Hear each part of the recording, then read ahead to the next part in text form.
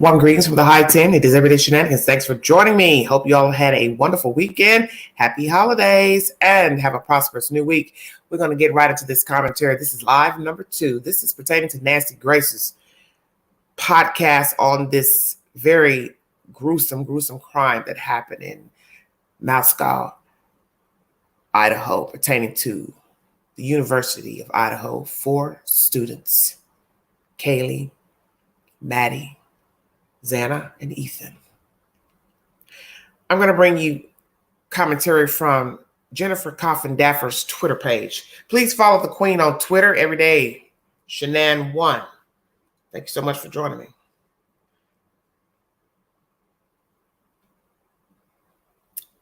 Jennifer Coffin-Daffer believes, she says, first, heart bleeds for parents. Second, I believe target was Maddie. Third, indeed, Xana Ethan died first. Fourth, Ellie unhappy with release of this. Fifth, big clue shows peripheral acquaintance. Ellie will come through. Hashtag Moscow homicides. Hashtag Moscow, Idaho. Underneath her commentary, you will have a video from Fox News and then comments from people. We're going to chop that up before I go into Nancy Grace's podcast. Ariana Hernandez asks Coffin-Daffer, why do you think they died first? Wouldn't it be more logical that he went upstairs to target first? E and X woke up to the commotion and encountered them on his way out. You see, that's the gist of this story. You don't know who the target is. You don't know who the target is. We don't even know if this was random. Just somebody wanting to play funny games with some pretty females. Heard some things about the house, the inhabitants of the house. We don't know. I don't know why Miss Jennifer has this belief that Xana and Ethan died first. Maybe it's because they were on the ground level, which would be the second level if you're coming from the back into the glass door or the window, and they went second and third, and the girls were allegedly on the third. I don't know. If I'm to believe that, I don't know. I don't know how this went. Let's see what this video is in Fox. I'll play a little bit of that. Then I'll go into Nancy Grace's commentary. My live number 3 will be pertaining to Mr. The father, the third live tonight. So I might be jumping ahead of myself by playing this commentary, but we'll just give you a little synopsis of it. And then live number 3 will be pertaining to Mr. Kaylee's dad. Today marks 3 weeks since 4 University of Idaho. Hold on. Stay within my lane of what is my role, and I'm not trying to just gear it all to my daughter. It's just I can't speak for other people. Yeah, Steve. Before we let you go, just share a little bit with our audience about Kaylee. Hold on a minute. I think it jumped a bit. Hold on. Let me go back. Hard worker. Sorry about that. Oh, Lordy. Manner in which Kaylee. This is bad business. I can't get this content to play up good. Oh, Lordy. Sorry about that. I don't know why it's not playing up. Now it's going into the second video. I might need to wait till I do the live number 3.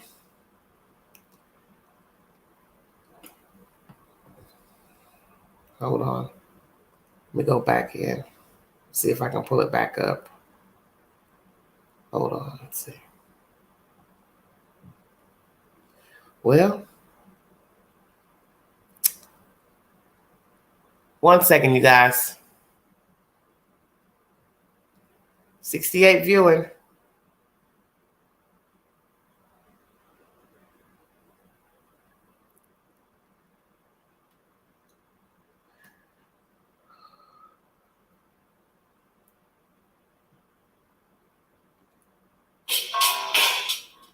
Well, just a second. Trying to get it to upload.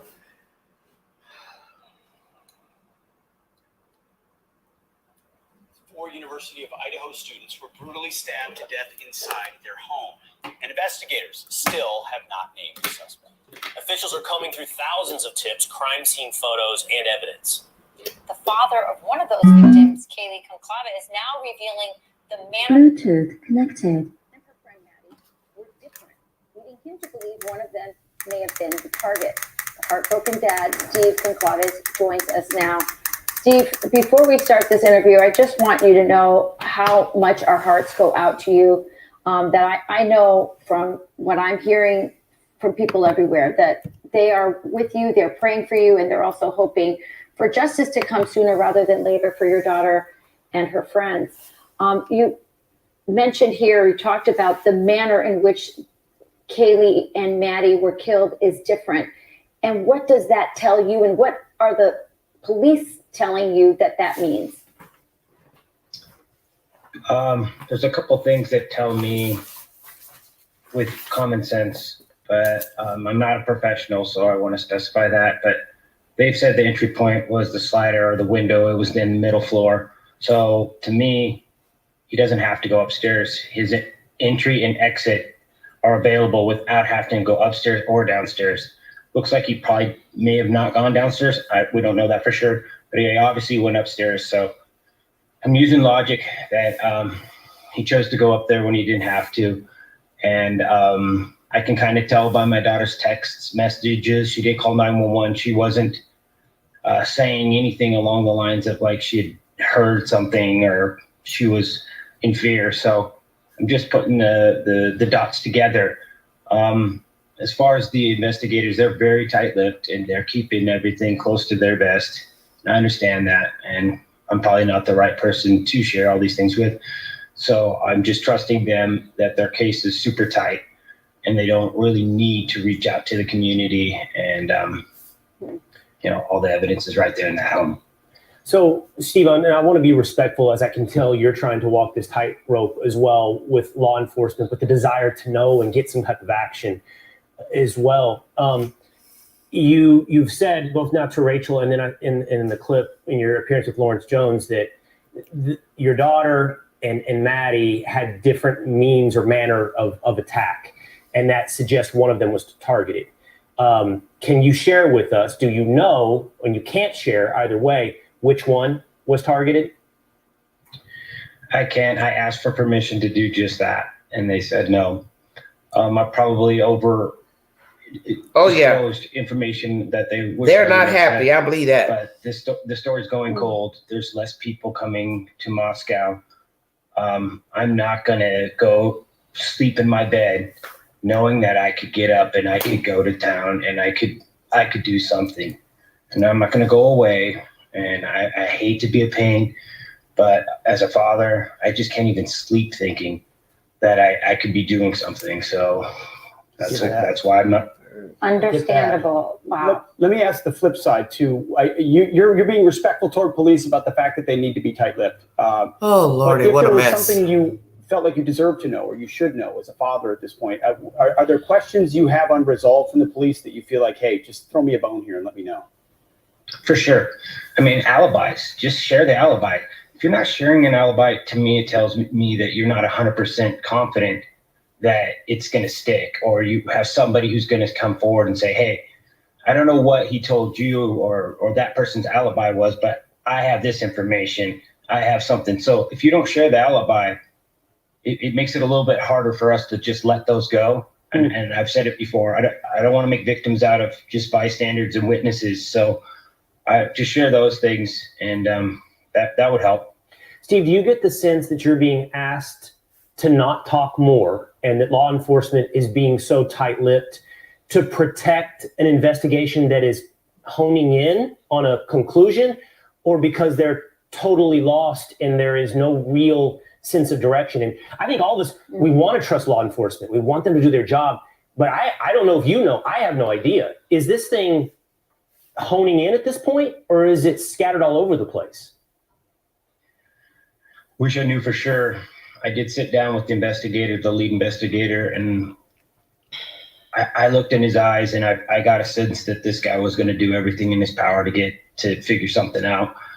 But if if the evidence isn't there, that's the part that I'm concerned. And then there's layers of separation. The communication is not the same as the boots on ground. All the officers that are out on the streets, those guys that are working their tails off, but there's a different person who does the communication. And that guy's sitting with the lawyer, and that guy's sitting there telling him, you know, you got to protect things that are beyond the case, like the town and the community and the college itself. Those don't matter as much to me. I mean, I definitely don't want to hurt them, but I have an agenda, and I think it's pretty clear. It's these two girls, and that's what I'm working for. And I'm not going to let that story fall apart just because they don't want wanted posters, you know, on their next rush of students that come into town.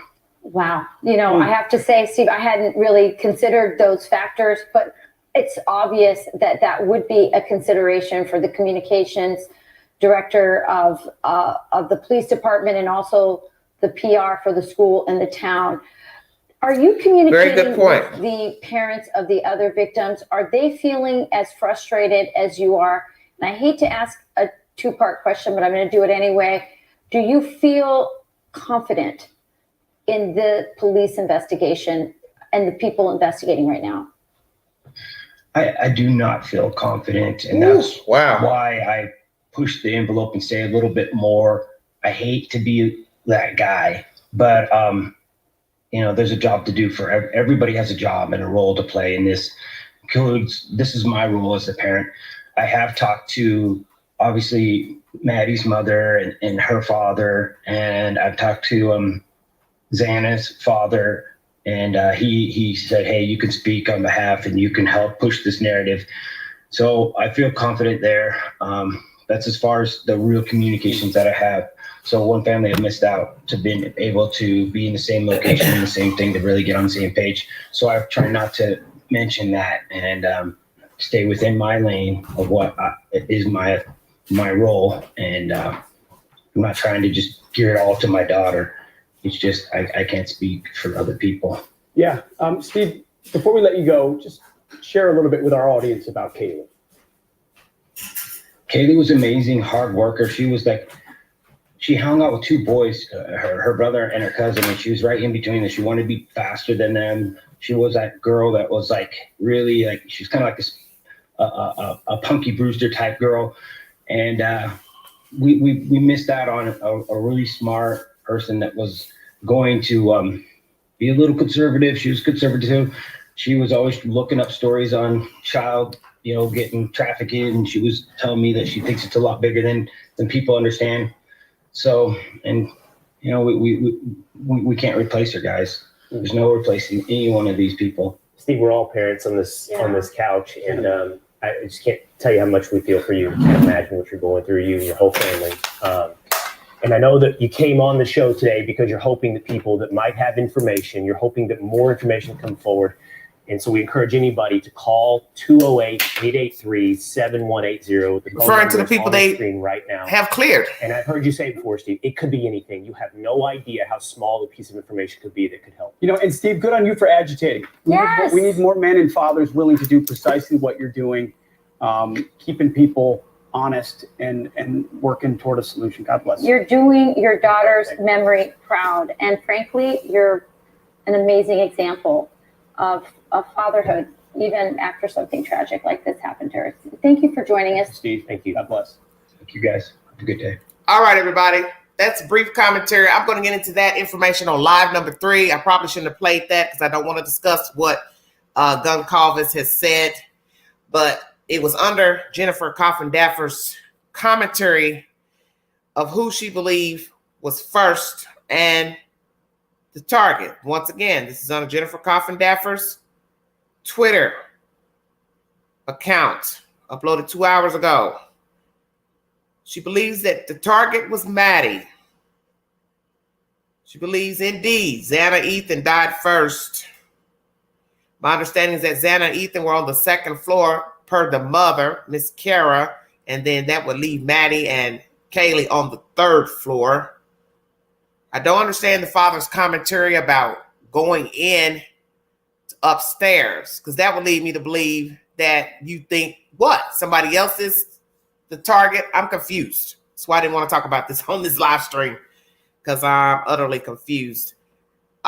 Please follow Jennifer Coffin Daffer's ex-FBI agent's Twitter account. She gives uploads on her channel. If you have any information pertaining to the murders of these 4 individuals, 208-887-7180. I'm also questioning why there is no reward. We are now 3 weeks. No suspect arrested. They have cleared a few people that have been introduced into the storyline. And you also hear during this commentary with Fox and Friends that is the concern of the parents are the alibis. Were they thoroughly checked? The alibis of the people introduced into the storyline. As I've said, I will not give a rendering during this case of any suspect or motive because, one, I do not know the kids. I don't know anything about them. I'm not getting a lot of information about who they are, their past, their interactions with other people. So I can't give a rendering on a suspect and I can't give a rendering on a motive. Thank you all so much for joining me. Prayers to the families. Let's get started with Nancy Grace's podcast pertaining to this gruesome crime. I'd like to donate to this great network, $sign Beganji, 129 Cash App. All stickers, chats are welcome during this live stream. Lord have mercy. What is to become of this case? This is, I don't have no words for this case. I thought that mess down in Georgia with Debbie Collier was something. I don't know what the hell this is. This is bad. Okay, hold on one second, everybody. I'm behind on my commentary on my other stories. I am way behind. There's not enough hours in the day for me to cover everything. Crime Stories with Nancy Grace featuring Dale Carson.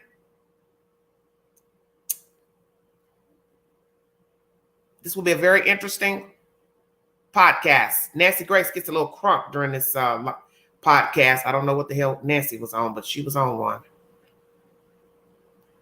As droves of students and others gather together to mourn 4 University of Idaho students slaughtered in their sleep, the question remains, who's the killer?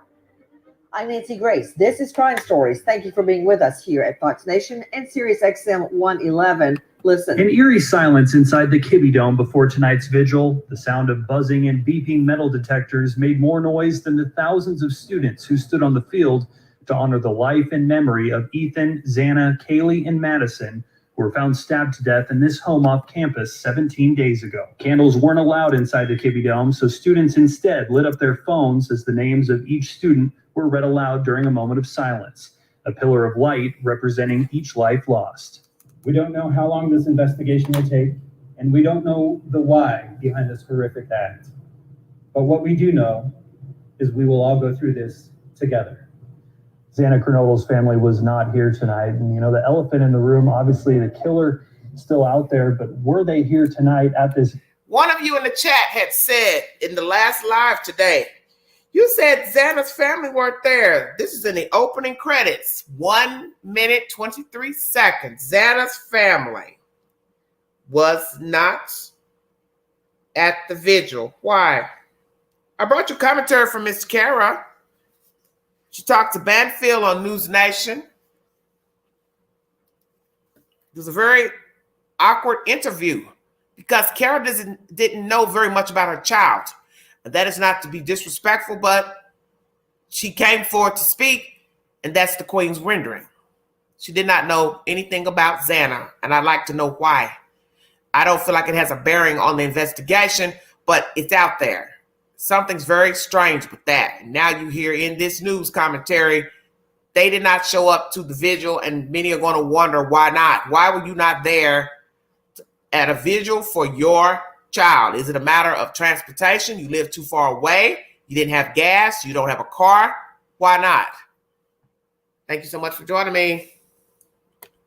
Chopping it up with Nancy Grace and guests. Thank you so much for the support. Here tonight at this vigil, standing alongside students?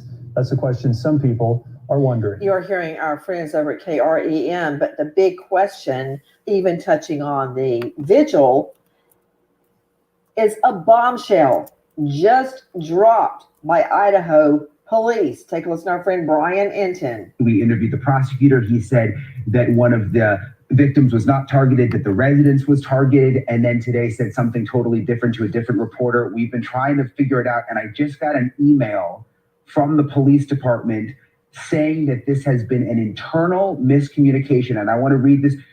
This is a quote now by the prosecutor. Thank you for the opportunity to speak with you. We want to let you know that there was a miscommunication between detectives and my office. To clarify, investigators do not believe the murders were random, but we cannot unequivocally state the residents or any occupants were specifically targeted. I apologize for any confusion. And then it goes on to say in big, bold letters, correction. Conflicting information has been released over the past 24 hours. The prosecutor's office stated the suspect specifically looked at the residence and that one or more of the occupants were undoubtedly targeted. We have spoken with the prosecutor's office and identified that was a miscommunication. Detectives do not currently know if the residents or any occupants were specifically targeted, but continue to investigate. Okay, this is a big deal. And it was not a quote, internal miscommunication. Multiple people within the police force and the DA's office has said these 4 murders were targeted. One or more of the college students were the target of a killer, a knife killer. That's not a miscommunication. This is a change in forensic strategy. With me, an all-star panel. Before I go to crime reporter with Fox News Digital, Stephanie Pagonis first, to Joe Scott Morgan, professor of forensics, Jacksonville State University, author of Blood Beneath My Feet on Amazon, and star of the hit series. What does Nancy Grace mean by forensic strategy? Is it because you've seen a difference in the bodies? What you would have seen that day one when you went in to investigate the crime. You would have seen who was where, dressed, undressed, posed, positioned, staged, who had more body wounds, who had more wounds to the chest, to the arms, to the legs, to the stomach, to the back, and to the face, and to the head. Who had more visual wounds? Is this the reason why they believe it was targeted? Because one of the victims had more wounds than the other victims. They all were stabbed multiple times, but was one more what we would call overkill? Forensic strategy. I'm trying to understand what does she mean by that. Not an internal mistake, but a change in forensic strategy. Do they know who was the target? House or victims or one of the children? Others killed for collateral damage. They were in the way. Eyewitnesses. What's the truth? Thank you for joining me.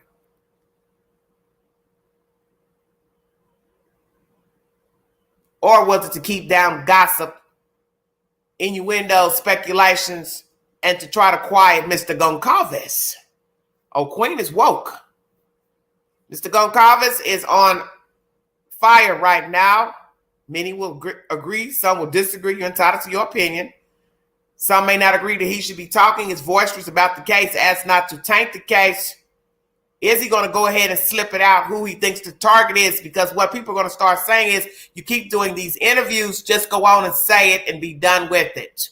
Let the cat out of the bag. Ask to stop the gossip and the rumors. Should he do it? Should he not? Was one of the victims stabbed more times? And he knows this because naturally he saw his child's body. The other parents would have described their child's body to him. Did he see the other children's bodies? Did they tell him who they thought the target was due to the forensics on the crime scene? And he's itching to tell it. And the fact that he says in this Fox and Friends commentary The killer didn't have to go upstairs. That would lead you to believe that the target was on the second floor. Checkmate. And where would he get that information from? Because the killer's not talking, so your only evidence would be what was left at the scene, such as evidentiary material, posing of the bodies. Did he cover any of the faces? See, that's something nobody's mentioned. Because when people know the victim, come on with it, Queen, ain't ready. The face of the victim will be covered sometimes. Oh, I'm going to take you somewhere today. Was one of the victim's faces covered? Was one of the victims stabbed in the face? Was one of the victims stabbed in the groin and private areas? These will also lead you to the motive for the killing and possible the suspect, why he went there with the victims. Are we talking about one perpetrator angry with one, but took it out on the Brat Pack? These are her friends. They're just like her. Take them down too. Thank you for joining me.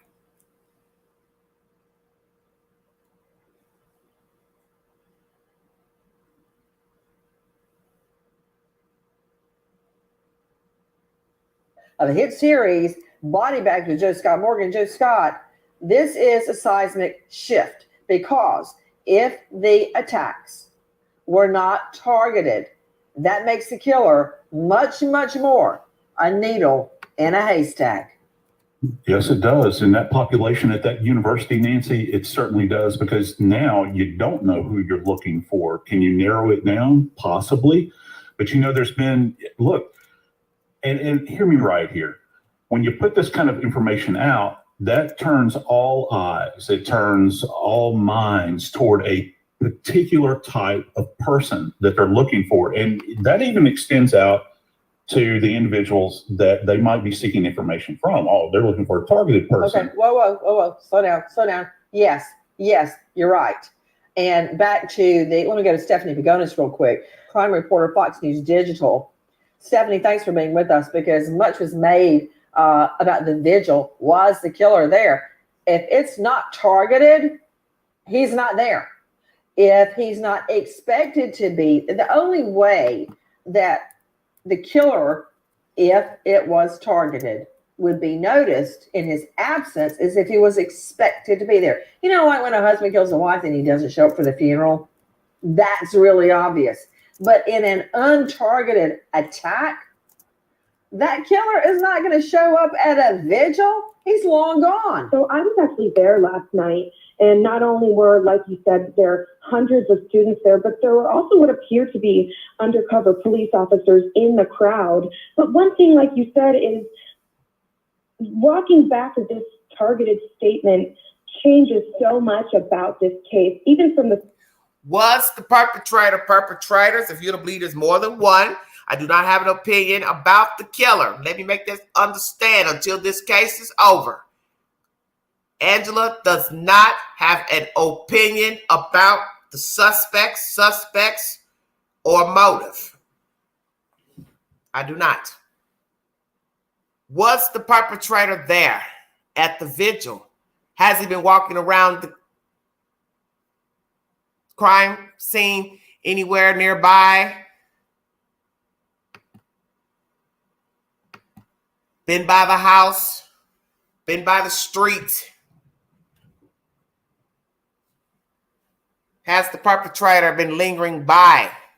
Does he have a bullseye view of the property? As I told you, the apartment building faces the driveway. That's the back of an apartment building with a dumpster.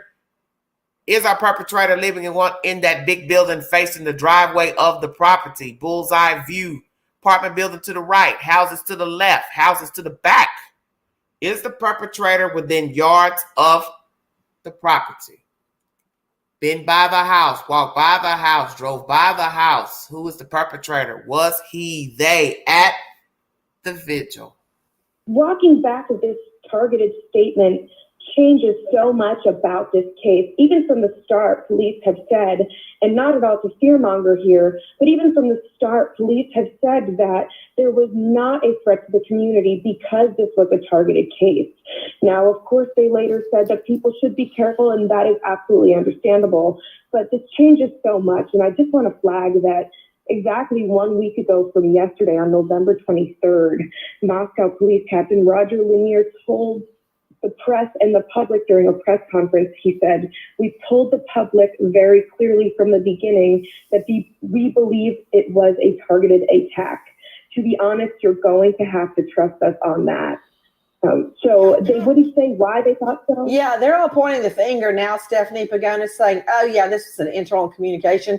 I'm calling BS on that, because people within the police force, just as you just pointed out, Stephanie, and within the DA's office, were saying, "Hey, trust us, it's targeted." Now, before we get crazy.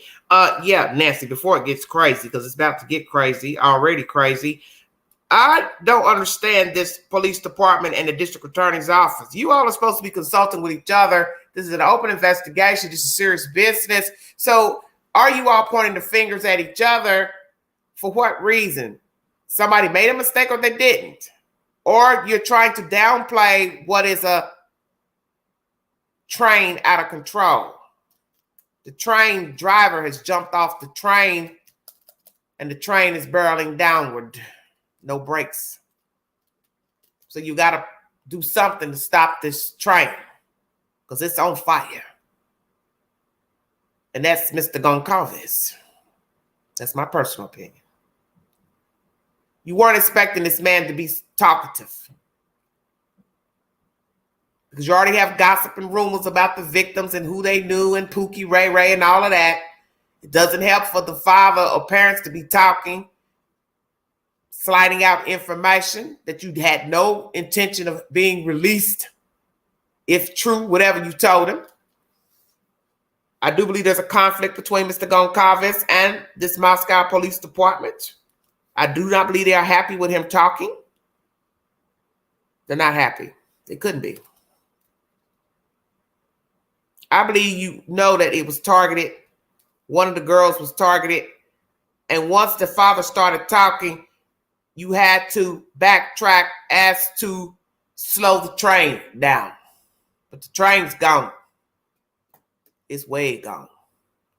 And now he has talked to other news outlets about a target, talking about upstairs, downstairs. Not good. Not good at all. Because what one parent will say, well, I like you, we're friends, but hey, why is my child dead? Depending on who wants to say that their child was the target. So who was the target? Because that ain't going to help the other dead folk parents. Okay, well, they wanted your kid. Why they kill mine? What did mine do? Stay woke.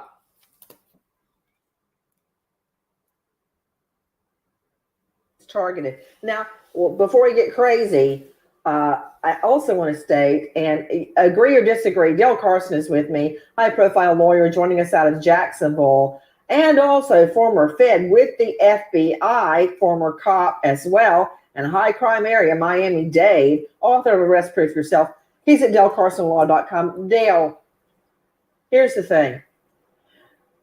Targeted can mean a lot of different things. Yes. And let me harken back again to Ted Bundy. Yes, he targeted the women in the Chi Omega house, yes, the girls, but he didn't know them. When yes, I say he targeted them, they were all of the physical type that he enjoyed killing. Yes. Within a certain age, of course, he did deviate. Within a certain age, he killed within his race. Many of his victims all had long, dark hair, parted in the middle. If you look back at them, they had a certain look. So did he know them? No, he didn't even know their names. But he... Targeted can mean many things. They won't. Great example, Theodore Bundy. Dark hair, long, part down the middle. I don't know you, you don't know me, but you're my type. You're the type I want to kill. My target type. Long hair, dark hair, part down the middle, Caucasian. Number 2, target you because I have a problem with you. I don't like you. You spited me. I'm jealous, envious, rebuffed me, mocked me, said something out of the way to me, didn't give me a chance, broke up with me, don't date me, don't like me. 2 types of target. Thank you for joining me. Target can mean I know of you, want you out of the way. Target number 2, I don't know you, but you're my type of target. My fantasy target.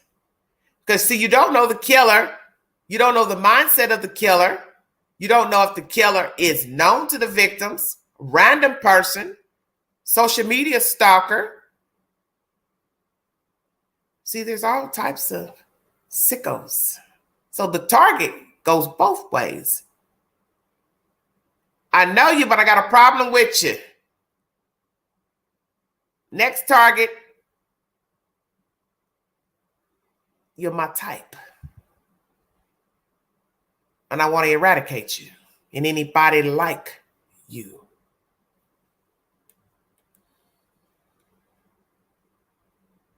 But he targeted them. Get it? Well, that's exactly what has happened here. So my understanding of targeted is different. It's like yours. They were targeted because they were actually killed. And these were killings. This was not wanting them to have pain. This was a killing. They went in, the person killed these people. So this was not made to make them suffer, as Bundy often did. So you're exactly right. But now they're switching the game on us. And now it's not a targeted attack. It's going to be random. And so that does change the entire dynamic of who we're looking for. Oh, yeah. And that's. But let's go there about the target again. What's the difference between suffering? I'm mad at you. I got a problem with you. I want you to suffer. That's why I want you dead. Number 2, you're random. You're random to me. But if I'm coming to kill you, then I still want you to suffer. So how is it different? Stay woke.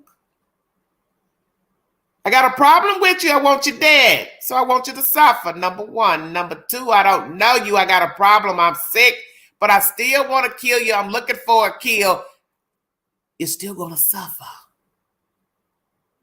Either way, whether I know you, you offended me, I don't know you, you're my type, my fantasy type, my angry type, the type that wouldn't like me, the type that wouldn't let me in, the type that didn't notice me, the type that didn't validate me.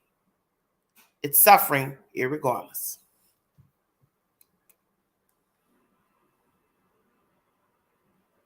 Yeah, and that's certainly putting it mildly. Joe Scott Morgan, before when we thought it was targeted, remember you and I were analyzing how do they know it's targeted? Was one body treated differently? Was one body staged? I mean, we're going through all of the possibilities. Yes. Right. But not targeted? Oh, it's not like you're going to the boyfriend, the ex-boyfriend, the creepy guy online that's following you, tagging you, the guy that's looking at your snap map. No. Then you go beyond that to the delivery boy. You go beyond that to the guy that sits in the back of your classroom. Yeah. Hey, and then you go to the bus driver and the cab driver and the Uber driver, and you go out and out and out, and suddenly you got nowhere to go. got nowhere. Yes. With untargeted, it could be anybody. Yeah, it becomes randomized. Hey, Nancy, something I find interesting here in reference to Dale's former colleagues with the feds. And notice the silence is deafening from the FBI at this point. They've got the, you don't usually hear a lot from the FBI. no, you don't, but they do. Shut. Okay, well, listen, they have involved they have involved, admittedly, the behavioral sciences unit. I don't know why you're saying admittedly, like it's some kind of confession. They put on the thumb screws and I'm just torture. saying Yeah, that they admit. they put it out there. So I think people are, and rightly so, they should be asking the question, where is the FBI? Well, the FBI many times will consult with the locals. I'm wondering if the locals are listening to the FBI, or if the FBI is giving them information about what their profile. Oh, Joe Scott, you know what? What? You're muddy in the water, and I don't think right now the police Nancy, need now another Nancy, black be man. nice. But another thing, and Joe Scott, Stephanie Pagonis, Dale Carson, Dr. Bethany, you know I'm getting to you. I think that people are actually mistreating the cops right now. They're saying they bungled it. I don't think that's correct.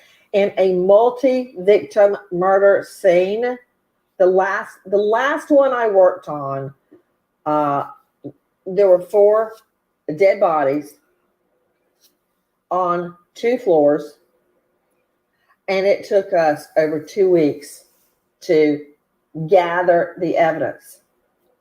And we knew who did it. We already knew who did it. Another multi-victim crime scene I worked on had 3 homicides. Well, I'm going to stop right there while Nancy is tooting her own horn. She's a little too crunk for my taste in this live stream. I don't know what the hell was going on. If she had too much chocolate or soda pop, but nonetheless, she feels they are mistreating the cops. Aren't we those mistreating the cops? Have some of you, myself, or anyone prejudged Moscow Police Department? Do you feel like they're not competent? They're not following through? They're not doing what they should do? Naturally, we don't know everything they've done, but some people may feel like they're not doing their job. I won't doubt that Kaylee's father and possibly the other parents may feel they're not getting all the information that they need. As I told you before, they're not going to talk to you if you are talking to the media and sliding slick stuff out to the media. That's common sense. And it's not to say you don't have a right to talk about your child, because that's your child and your child was bludgeoned to death. You have every right to keep your child's name out in the media. But are you meddling? Is Mr. Goncalves meddling in this investigation by sliding out slick talk about manner of death and slick commentary as he wants you to figure out what he means without having to say it? Is that what is going on here with Mr. Goncalves? Because he keeps talking and talking, but he's talking in circles. He won't say what he really wants to say, which is deafening at this point, because it's like, okay, Mr. Goncalves, we're trying to be understanding, but get to the point. Who do you believe is the target? And naturally, if he says who the target is, that can also cause problems with the other parents, because maybe they don't want anybody to know that their child was stabbed more times, if indeed this is the inference that Mr. Goncalves is subtly trying to say. So was one of the victims stabbed more times than the other one? Has this department done due diligence to gather all evidence, data, eyewitnesses, followed up on interviews, followed up on every tip, took every tip serious, and the clearing of the people? Did you follow through with every alibi down to the nub?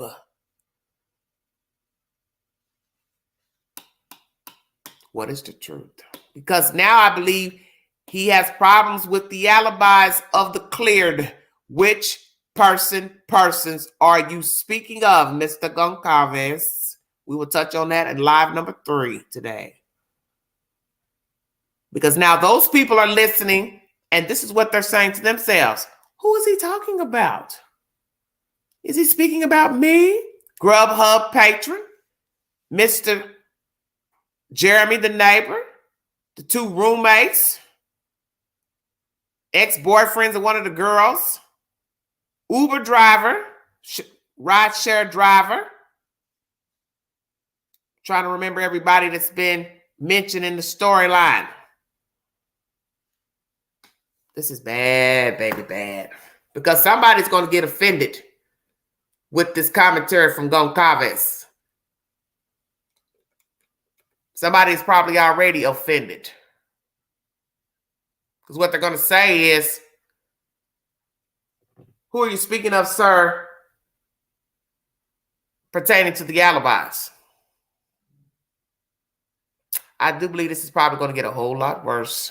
Everybody talking and chit-chatting and running to social media to give their version of something. You know you're not supposed to be doing that. That is the worst thing you can do, is go to social media talking about an open investigation. Whether you are a witness, you were called to the scene allegedly that morning, you called Pookie, Ray. Y'all see where I'm going with this? You're not supposed to be going on social media talking about a crime if you are allegedly a witness. This story has too many tentacles. All right, let me get back to Nancy Grace.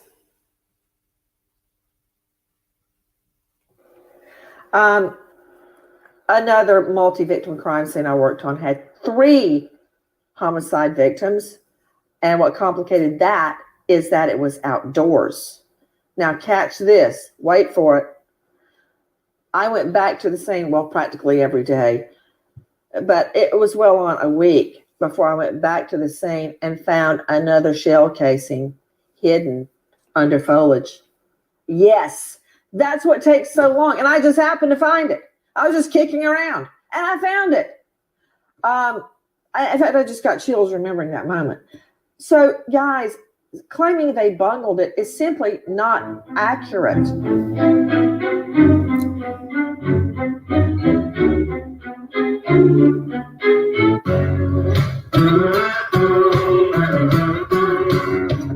Crime Stories with Nancy Grace.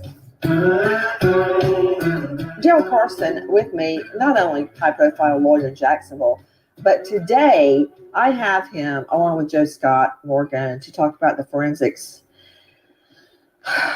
You've got blood on blood on blood. You got to get the blood. You've got to get it to the crime scene uncompromised. Then the scientists get in on it. They're looking through the microscope. They've got to analyze, is it one person's, 2 people? Has it been compromised with dirt or hair, or somebody stepped through it?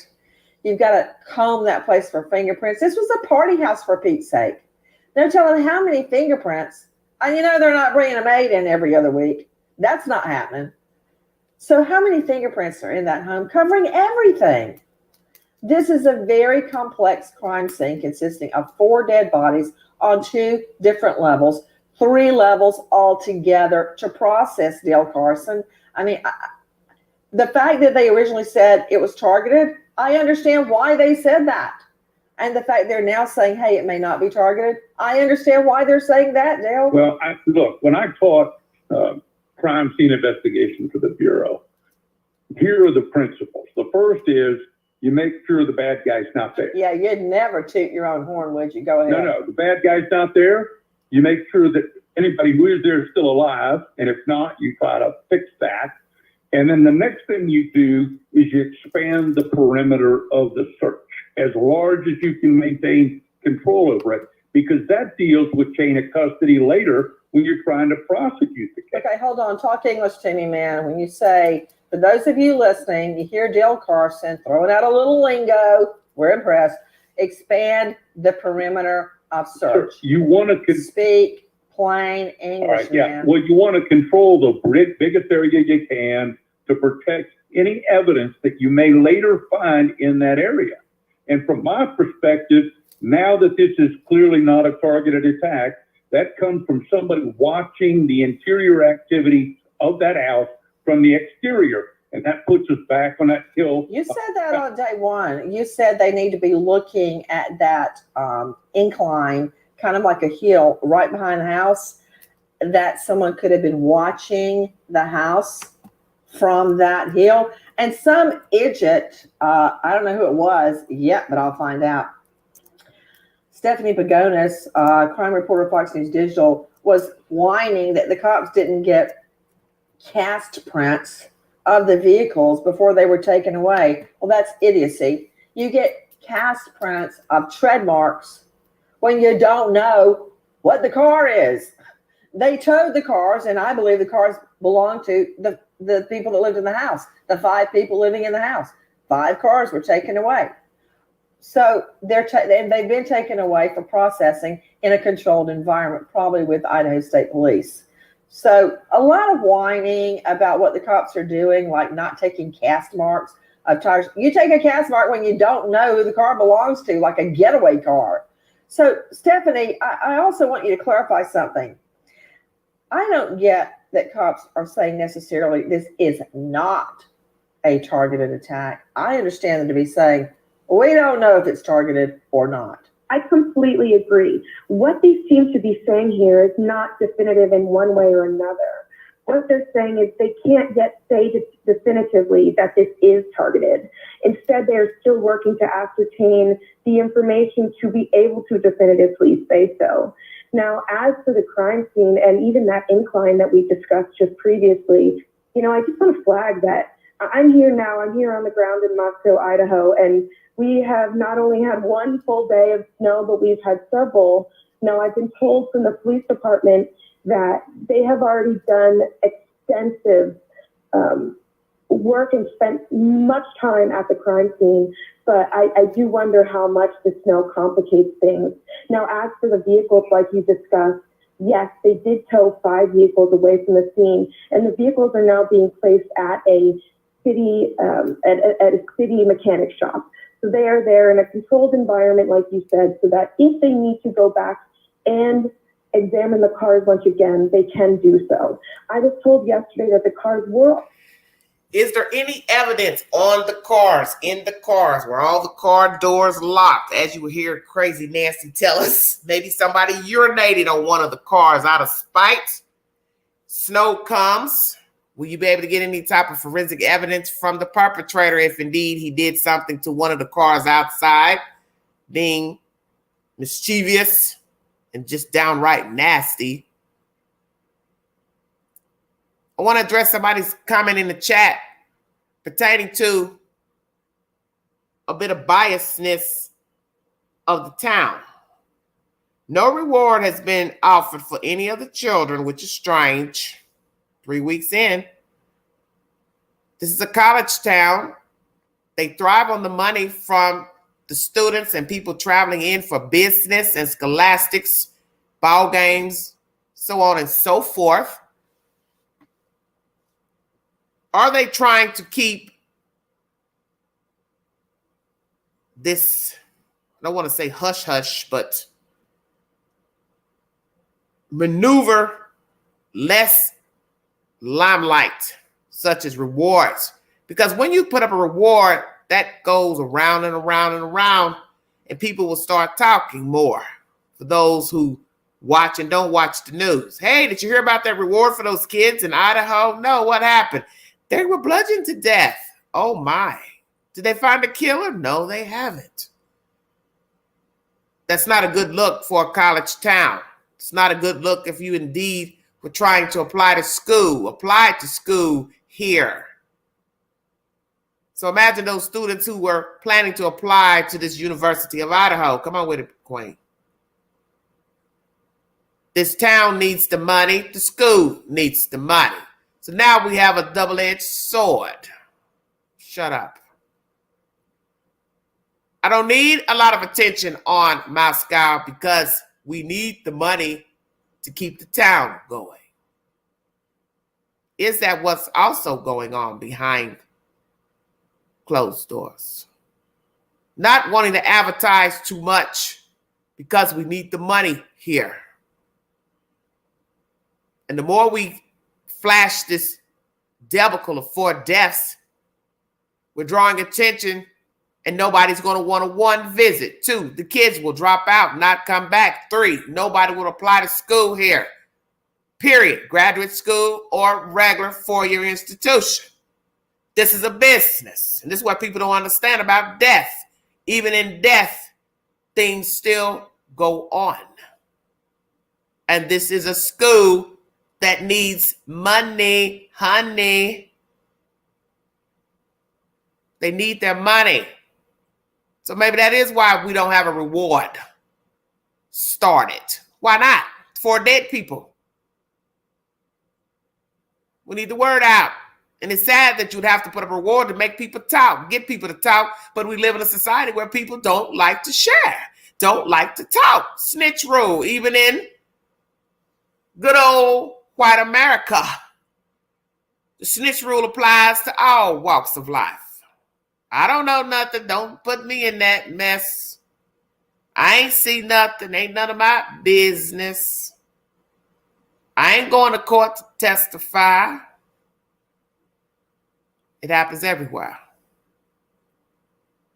This may be what's going on. And I'm not to say it is, but it is a good comment. This town is thriving off the money of these children. Visitors. People who patronize games, sports, buying memorabilia. You better wake up. They need those kids' money. And the more advertisement of dead people, we don't get no money. Mercy. What a mess. All right, let's Nancy finish it on up. Examine the cars once again, they can do so. I was told yesterday that the cars were already processed while they were at the crime scene, but now they're being held as part of their ongoing search warrant so that if they need to revisit those vehicles, they can. And very quickly, Joe Scott, I think the reason they're taking the vehicles, and there's really no way to put this delicately, for all I know, the perp came up and took a leak on one of the tires, watching the house. Very true. He may have touched the car.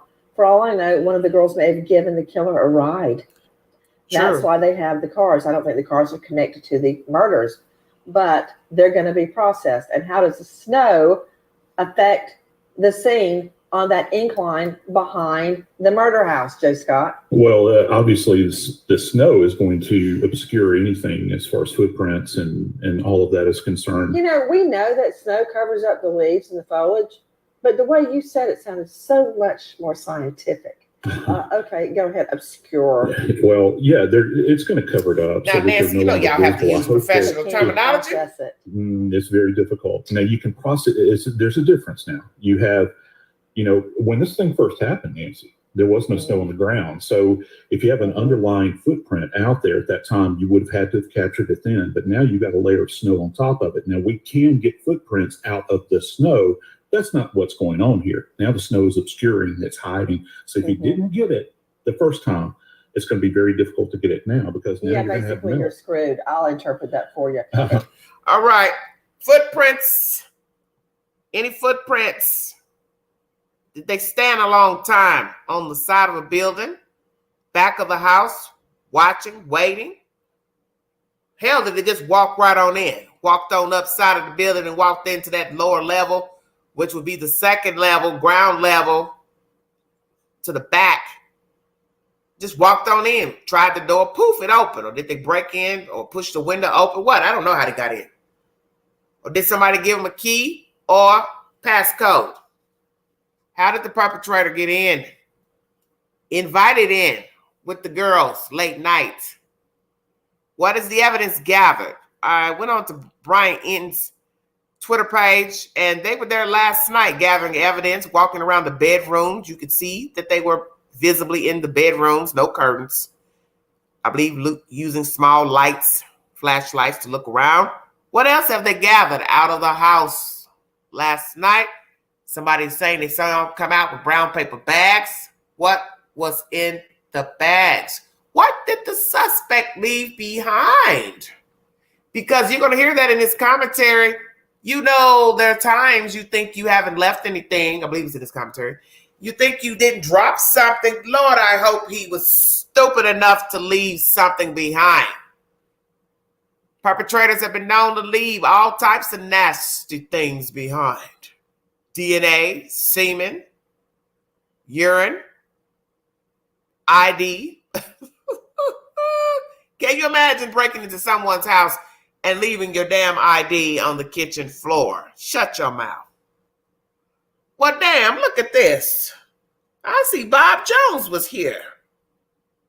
He left his ID. The killer had to leave out. Stay woke. If he didn't wash up in the sink, ding, ding, ding, ding, ding, ding, ding, he had to open up a door. He had to open up a door. He had to open up a door to get out. So did he wash up? Did he cut himself? Is there blood on the door he went out of everybody's DNA, including his own? Did he cut himself? Did he leave fibers from his clothes? Does he have a pet? Maybe he left behind dog hair. Stay woke. Did any of the victims grab skin off of the victim? Or off of the perpetrator? Do we have a perpetrator walking around with his face scratched up? I would assume these girls may have had fingernails, so we got to decide which ones fought back. Ooh, that would be nasty. One of the girls had on fingernails, and they scratched his face. Oh, my. Or had their own fingernails. Scratched the perpetrator's face. Scratched his nose, his neck. Fighting for her life. His life. Do the victims have DNA under their fingernails of the perpetrator? You know the fingernails will be clipped after death to preserve any DNA underneath the nails. That's where you messed up because they fought you back, they said. I'm going to bet at least one has DNA of our perpetrator. My. Did you smoke a cigarette while lying in wait? If I'm to believe you lied in wait. Front of the house, back of the house, side of the house. Where was your entry, sir? Were you invited to the house? One of the girls leave one of the windows open? Or that second floor entry glass door was open? Or you climbed to the third floor and that door was open, glass door. How did you gain entry? Are you a smoker? Perpetrators have been known when lying in wait to have a cigarette or two. Bored? I'm bored. My victim hasn't showed up. I need a cigarette. Will there be cigarette butts lying around that do not belong to the kids? Interesting. Very interesting. And another thing that someone mentioned about Wi-Fi. Did the perpetrator use his phone while outside if indeed he lied in wait? Wi-Fi pinging off of the cell towers in that general area could put the perpetrator there on his or their phone. Well, my goodness, Bob, what are you doing standing in the backyard of these dead people? How are you going to explain that?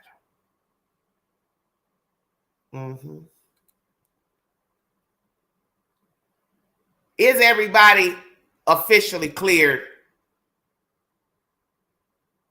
that has been cleared? Because you do know if something comes up evidentiary, detectives can go back and re-question everybody that has been involved in this investigation. Stay woke. Interpret that for you. If you didn't already process that scene, that area, a viper's nest, I think, as Dale Carson may have called it at one point, where the person may have been watching them, much as Bundy would watch his victims. I spoke to one of his surviving victims, and when she was attacked, oh my stars, Jackie, what was her name? I loved her so much. She was a dancer, and he was watching her through her window go through her dance routine, and he came in and beat her senseless. She survived. Oh, by the way, he left her permanently deaf. That ended her Broadway aspirations, but she went on to become a dance instructor for the deaf, believe it or not. Wasn't she at Cadet? Anyway, Cheryl Thomas. Right, Nancy, Cheryl Thomas. Hold on, wait a minute. You're making me something. lose my thought. It's very easy to do. My point is, back to what Dale Carson was saying earlier, if this guy had been watching them the way Bundy watched some of his victims through the window, there may have been trace evidence left there. But the snow, they didn't process it before it started snowing. They're screwed. Jump in, Dale. Look, we're not necessarily looking for trace evidence or fiber evidence or microscopic evidence. When people do things like this, they tend to leave things by accident. Yes. A bullet falls out. There's some piece of their clothing that's left there, a large piece that you can see. Or you go to the scene and you kick up the leaves and you find a bullet casing. That's what we're looking for. It was a knife, man. There's not going to be a bullet casing, but I get your understand drift. that. I'm talking about when you found one. Oh, yeah, that's exactly how that went down.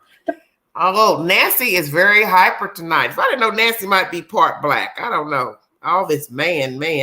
What's going on with you, Nancy? What did the perpetrator leave behind at the scene inside it? Besides things on the outside, such as footprints, maybe cigarette butt, smoked a cigarette. Shedding hair. Is he thinning? Bald? Short hair? Long hair? Medium length hair? Did one of the victims grab his hair by trying to fight him off? Did any of the men bite him? Hello? Stay woke. Did any of the girls try to bite the perpetrator?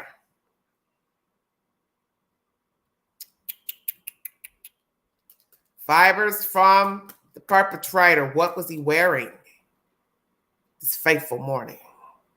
Jogging outfit, 100% cotton. Fancy tennis shoes, boots, steel-toe boots. What was he wearing? Stay woke. Because believe me, he took those clothes out of there perhaps if he didn't carry a backpack and change in there. So did he change in there, wash up there, wash his hands in there, grab some of the girls' towels to clean up, left the towels behind, took the towels with him? Stay woke. You slough off dead hair every day. Did one of the girls grab his hair? Are there chunks of his hair lying around in the bed on the floor? He left something behind because only a fool would think that you couldn't leave something behind. Was he so meticulous that he thought he left nothing behind? Some of you asked if he possibly put footies or the little cotton slip-on things you put on your feet like doctors wear. I don't know. Did he wear gloves, leather gloves, latex gloves? Did he cut himself and bleed? Gory scene. He would have to cut himself perhaps unless he had the type of knife that has the guard on it. Some believe that knife that is specified, the fixed blade, doesn't have a guard on it, the fixed blade that they believe he used. One knife, two knives, gather another knife from the scene. What are we talking about? Sorry about that, you guys. Very interesting.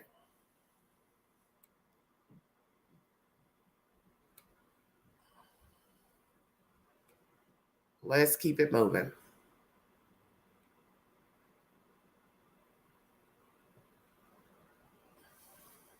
Exactly how that went down. Dr. Bethany Marshall joining me, psychoanalyst to the stars, joining us out of Beverly Hills. You can find her at drbethanymarshall.com. Dr. Bethany, I got several questions. The first one being, what does it tell you about the killer that they may have been just watching the victims through the window? Because, Jackie, remember when we looked at the crime scene, you could look straight in some of the windows, especially the sliding glass door. And if it's at night and they're in there in the light, walking around, cooking, probably partially undressed like everybody does, he's probably watching that. So what kind of a person does that, number one? Exactly. And number two, this may not be targeted thing is a big deal. Translation, you better get your children home from that school right now. Because if it's not targeted, if it's not the boyfriend, the ex-boyfriend, the connected person, that means it's random. And your child could be next. So then, just to place this in context, I was thinking about, you remember Richard Ramirez, the Night Stalker? Oh, yeah. I was a student. I was in seminary when he was targeting women in the larger Los Angeles area. Mm-hmm. So I had 3 roommates. Did he cross racial bounds? Did he kill every within his race? And he crossed racial bounds and age bounds from very young women to the elderly, but it was mostly women. I think 1 male victim. So my roommates and I, we would literally tie rope and twine and everything we could around our windows at night because we were so terrified that the Night Stalker would come and get us. So I'm thinking about this university campus, and if the police say, hey, it's targeted, they're like, okay, one of the girls had a stalker, so it's not going to be me. I can continue to go to my classes, I can call my parents, I can live my life. But when the police say it's not targeted, oh my God, this was a serial killer. He was looking through the windows. He was checking them to see if he was their type, because we know serial killers have types. And in this case, that the type could have been, white. Hold on just a sec, Beth. Sydney, pull up for me a picture of Bundy's victims. I've seen and studied very carefully this menage of all the victims. And, oh, yeah, okay, I got it. I wanted to make sure I was talking about the right thing. Yeah, look at that one over at the right, Sid. They're all with the hair, the long straight hair parted in the middle, white females. Go ahead, Dr. Bethany. Okay, so Bundy had a type, right? What if this is a serial killer whose type is blonde women, long curly hair, beautiful, wearing the hip jeans that young people wear these days. I've been looking at all their Instagram photos. Beautiful white teeth, friendly girls who kind of hug each other and sit on each other's lap. Random. Knows the victim, associate, ex-boyfriend, new boyfriend, somebody following them on social media. Who's the killer? If this is a serial killer, did he have a type? Or he just saw some pretty girls going in and out of this house? Were they watched by a neighbor? Somebody that lives in an apartment building across the street, above them, to the right. A lot of apartments and houses in that general area. I made a video. Please check out that video of those apartments that face the street. Nothing but rows of windows where a person could sit with a telescope and just watch endlessly. Endlessly. Just sit and watch whoever come in and out. Is this the work of a neighbor stalker? Somebody that walked by, somebody that live in one of the apartments facing the street, to the right of them, to the left of them in a house, the house behind them, social media stalker, somebody that tried to talk to one of the girls, they rebuffed them. Who was our perpetrator? And if there is a camera, as someone in the chat is saying, at the front of the house, then it shows the killer going up to the house if they came from the front of the street.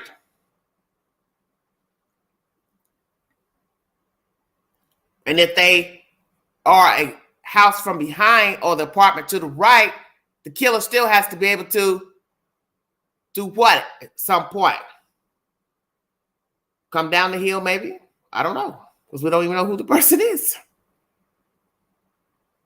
But if they came to the front of the street and there was a camera at the front door, then that camera should get a glimpse of the perpetrator if the perpetrator came from the front street or that path that everybody keeps talking about. Now, if it's somebody that's at the top of the hill, behind the house in that apartment complex to the right, is there any type of cameras in the back of the house that would show the perpetrator coming, sliding down the hill and going back up? Same as the houses, jumping the fence. Are there any surveillance cameras at the back of the house? Did the girls have cameras inside of the house hidden? Cameras in their room? Will we find out that somebody had a camera in their room as to deter theft and get an identification of a thief? We will see.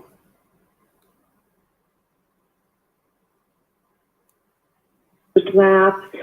sleep in each other's beds because they're besties. You know, the type is not just how they look, it's how they maneuver in society, it's how they relate, how they engage. He has formed relationships with these victims in his mind if he's been looking through their windows. So think about the mass hysteria that's taking place on this campus. Every young woman and man, because a young man was killed, is going to be thinking, is somebody looking through my window?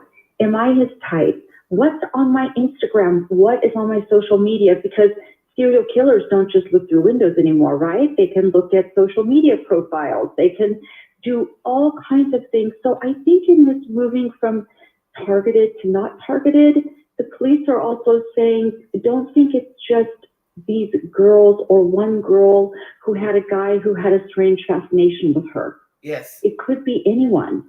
So the psychology on this campus, as you said, parents are going to want to be getting their kids home. They're not going to want to be there anymore. Guys, let's go here before Nancy gets crunk. Very good point this woman says, because there's something that none of you have talked about in my chat. I don't know what you discuss on other people's networks, but on this network, none of you have ever said to yourselves that perhaps the target was Ethan.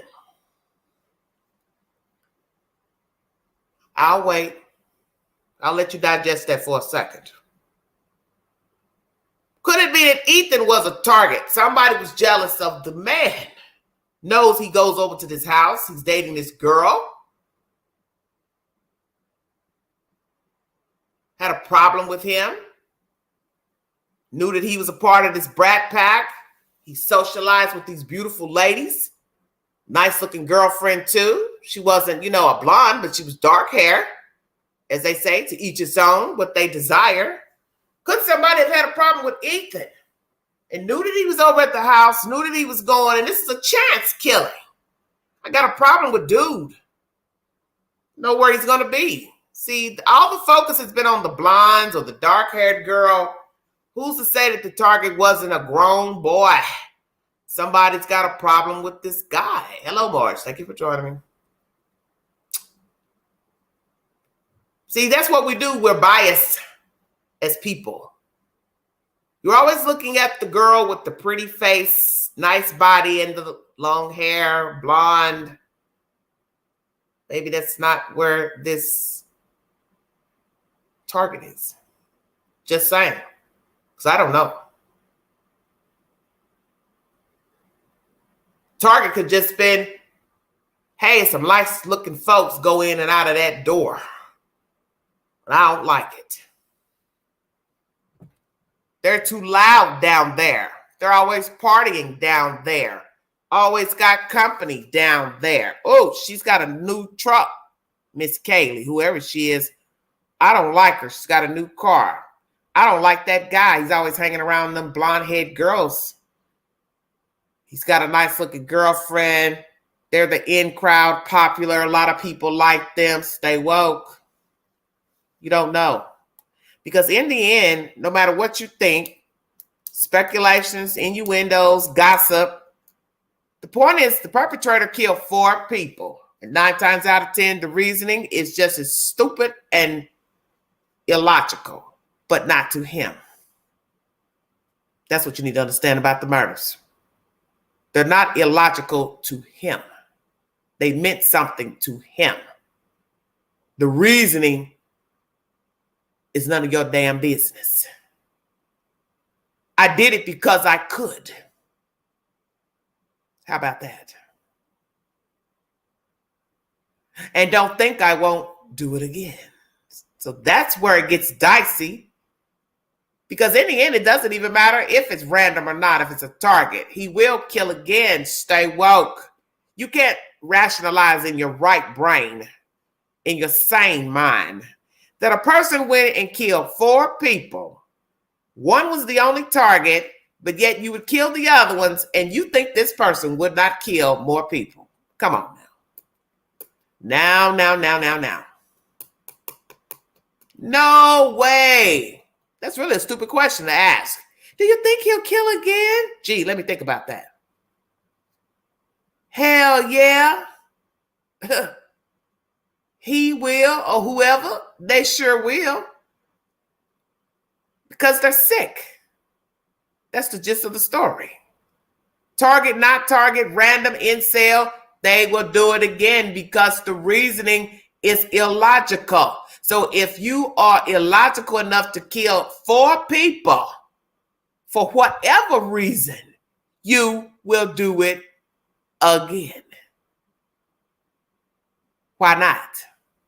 You just killed 4 people and walked out of there like it was nothing, and probably walking by people, serving people food, pizza, laughing it up, snickering and grinning and laughing at everybody, and the detectives and the FBI like, I got them. Look at them running around like rats in a circle, and I'm over here free like OJ all day.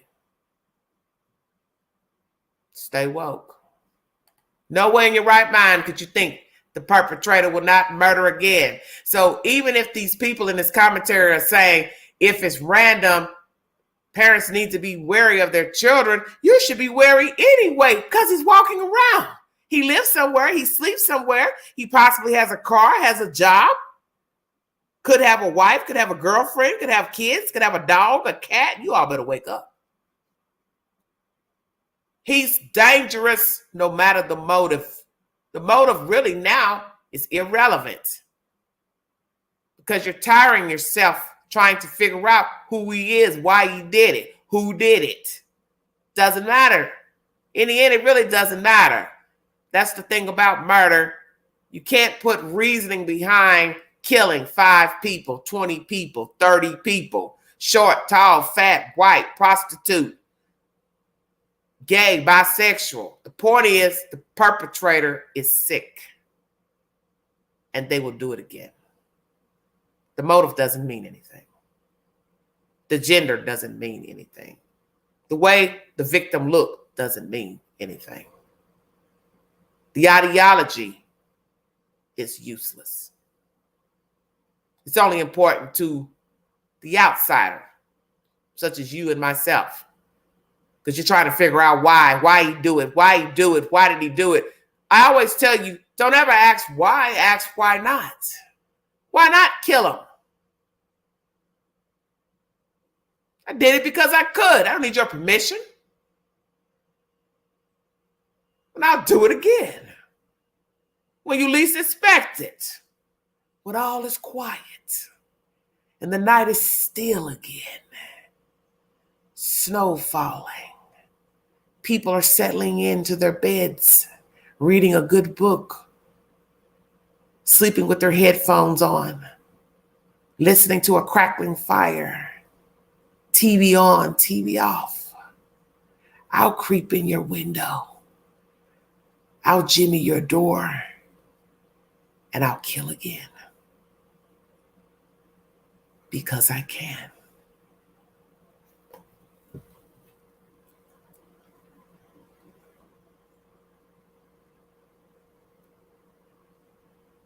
Guys, take a listen to Brad Garrett, former FBI special agent, speaking to our friends at GMA. If there's not an immediate connection, you have to go to sort of a wider circle. You would look at, for example, maybe or maybe not somebody older. I only suggest that because this crime appears to be very focused and the person had a comfort level in the house. And so as a result, you start looking at sort of relationships that really aren't tight with these kids. See, somebody they met occasionally, somebody that may have come to the house to attend a party. Apparently this was a big party house. And so that makes it more difficult. Less connections makes it more difficult many times to solve a crime. He's so right. Let's listen to more of what Brad Garrett says. If somebody that's done this before, I mean, people who do this kind of stuff get a big thrill out of doing it. Now, we don't know if it's that type of person, but that it could be something like that. The idea that you killed 4 people just tells me that this was sort of driven by something you intrinsically wanted to do, less so than maybe one student mad at another student. You know, here's the dichotomy. Stephanie Pagonis, I see a conflict in rationale. Stephanie Pagonis, crime reporter with Fox News Digital. Hold on. Let me see if I can verbalize this correctly. Okay. the fact that this person killed 4 innocent victims, generally in their sleep or in bed, would suggest it's not his first offense. You don't go from 0 to 120 NPH just like that. On the other hand, we're not getting a hit in CODIS or APHIS. DNA repository, fingerprint repository, which if there had been a conviction in the last 15, 20 years, he would be in that data bank. See what I mean? That is an inconsistency that must be analyzed and scrutinized very carefully. One, methodology would dictate this is not his first crime. But that's why Thank you. VICAP. What? That's why VICAP is important.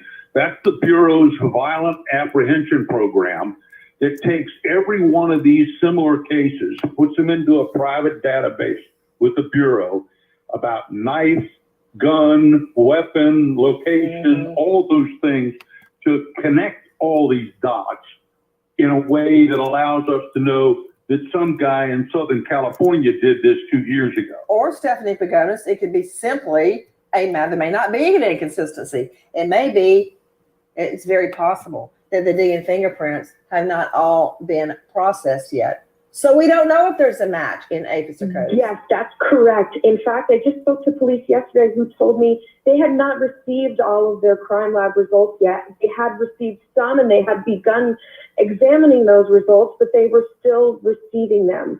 And I asked specifically about DNA and the presence of any foreign DNA, being that which belonged to, someone who wasn't the 4 victims or their 2 roommates. And police have not responded. They also have not responded to a question of whether any of these surviving roommates might have had another guest who was over at the time. So there are still questions out there regarding the DNA that was recovered from the crime scene, and whether police don't have the answer or whether they're choosing not to provide the answer is a different question in and of itself. I don't think they've processed it yet. I don't mean haven't processed the home. I think they have done that and they're closing that down. Thanks, Monica. But I don't think it's all been analyzed. Here's another thing that we're just learning, and anybody jump in because I have some ideas about what this means forensically. And a lot of people are talking about the vigil today, and I appreciate that. But unless I can get evidence out of it, I'd rather forge forward on the probative value of any minute detail that can help catch the killer. We're learning that Kelly Gonsalves and Madison Mogan were in the same bed on the top floor, level 3, Kelly and Maddie. Second floor, Ethan Chapin and Xana Kernodle. They were together on the second floor, probably in the same bed. The survivors, Dylan Mortensen and Bethany Funk, were both sleeping on the first floor. That gives me a lot of information. That tells me why the survivors didn't hear anything. The 4 victims were sleeping in just 2 beds. They were all together in 2 different rooms on upper levels. No wonder they didn't hear anything. Yeah. But Joe Scott Morgan, the fact that you've got 2 victims in one bed, we think 2 victims in another bed, that tells me something. Yeah, it does. It tells you that they're not spread out over a large area. Okay, He wasn't sneaking door to door like in a horror movie. No. And if the perpetrator was targeting anybody, I hate to use that word now, but if they walk into the door, it kind of is. It's a matter of convenience at that point in time, isn't it? Because you got the victim. Still don't get something though, Joe Scott. What's that? You go in to one room, you find your victim, you killed 2 of them. Why do you go on up to the next floor? Nope. Why do you do that? It seems risky to me. I was just actually talking about this with my wife over coffee this morning because you got Bundy did it. You're talking about the 2 victims downstairs that were not touched. Before we let them finish this commentary, I want us to think about this house visually. Close your eyes and think about this house. Sometimes closing your eyes help you get a better picture of things. You block things out. Focus on the house. Focus on the perpetrator entering the back of the house, second level, which is the ground level in the back. Who am I? Do I know my victims? Do I know of my victims? Why am I here? What have they done to me that I have chosen this fateful morning to kill them? I want you all to pay very close attention to what I'm about to say.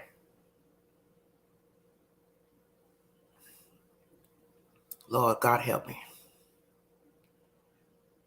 Oh, mercy. If the perpetrator knows Ethan, Xana, Maddie, and Kaylee, please listen to what I'm saying to you.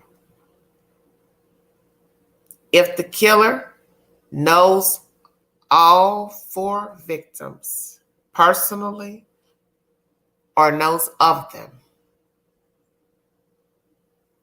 they left the 2 on bottom for a reason that did not occur to any of you in the chat. I'll wait for a response. 194 in the room. Because we do not know who the perpetrator is. So I want you to visualize the house and who the perpetrator is. To be so brazen, to make entry into this house without any fear. Did he fear getting caught? Did he fear he would be overtaken? Please listen to what I'm saying to you all. If we are to believe that he knows the victims, they know the perpetrator, he knows of the girls and the guy, then that means he knew who lived in the house.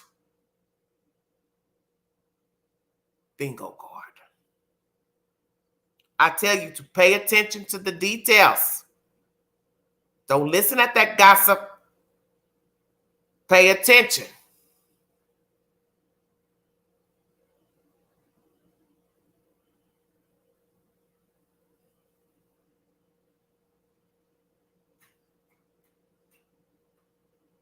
If the perpetrator knows the victims, then he knows the house.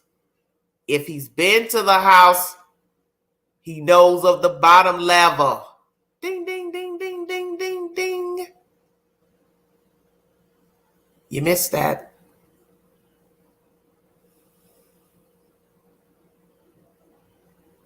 I don't think nobody hears me.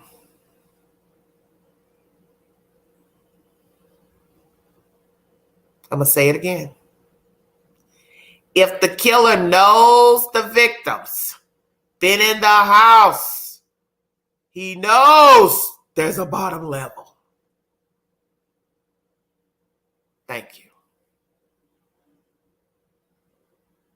How could you not follow? I'm speaking plain English.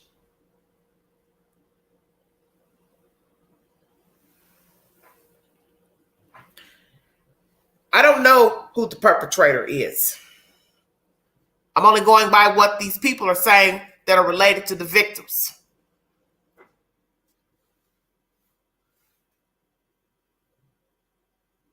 What I'm trying to make you understand, if you want to believe, thank you, T. Damn.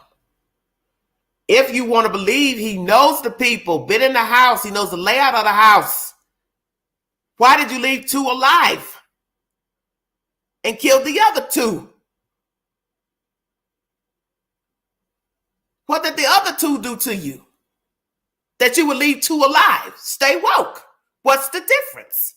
If I know my victims, if I got a problem with 1 victim, if this is about 1 victim, 2 victims, you still killed 2 who didn't have a dog in the race. Why? And then why would you leave the other 2 if I'm supposed to believe he knows these people and the house?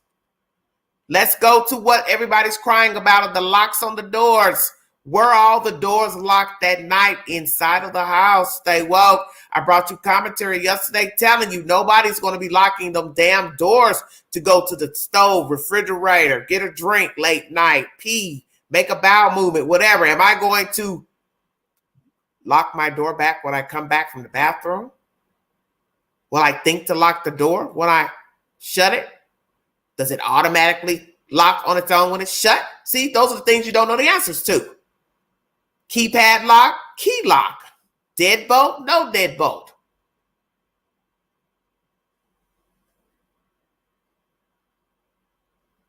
All I'm saying is if the perpetrator knows the victims, been in the house, he knows there's a basement. Why would he not know that? Because you got to explain killing all four. If he knows them. If it's a random, then it don't have to be no reasoning behind it. Just, I did it because I could. I've seen the people going in and out. I just want to kill somebody. See, you got to make it make some kind of sense, even though it's illogical behavior. Yes, why was he changing the locks the weekend before? This is possible relation to this crime. The changing of a lock or repairing of a lock from one of the fathers, is it related to the deaths of the four kids? Had somebody been manging around with their locks, touching their locks, jimmied the locks, broke into the locks? What if one of these girls, ding, ding, ding, that's living, got a dirty boyfriend or acquaintance? They don't hear me.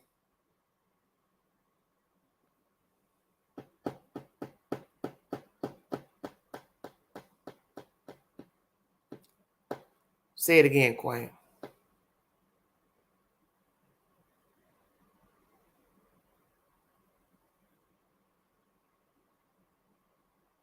I like them other girls better. Maybe they were prettier to the boyfriend or lover of the two that survived. You all better wake up. They got access to the house. Who gives a fuck about a lock on a damn door? If they're a petty thief, they've burglarized before, no DNA in CODIS, how hard would it be to pick a lock? Stay woke. Did one of the survivors bring home a man that night and he slipped up there and snuffed out the four? For whatever reason. I'm giving you endless possibilities. I don't have a theory. And I'm not banking on a theory because I don't know the victims. Nothing's been told to me enough to say who did it, why. But what I'm trying to explain to you is if some of you believe they knew the kids, they possibly been in the house with the kids, then they would know that two lived in the basement. You want me to believe if they were hanging over there, the girls never said anything about their other two roommates? Come on now. You entitled to your interpretation of these murders. Because in the end, we don't know the kids. We don't know the things they were wrapped into. We don't know who had a stalker. We don't know who was brutalized more than the other one until one of the parents decides to bring us that information, or the police. We don't know who was targeting the house, the victims, stalking, gawking, peeping Toms. But I bring you every possible scenario that I could think of. Maintenance worker, painter, plumber, got the code, remember the numbers, made his way in, killed the victims.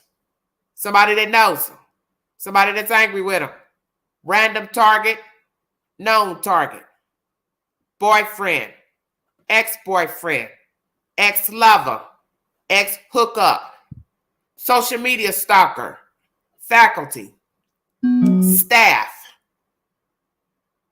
student, neighbor, somebody that works with them, delivery driver, share ride driver, somewhere they've eaten.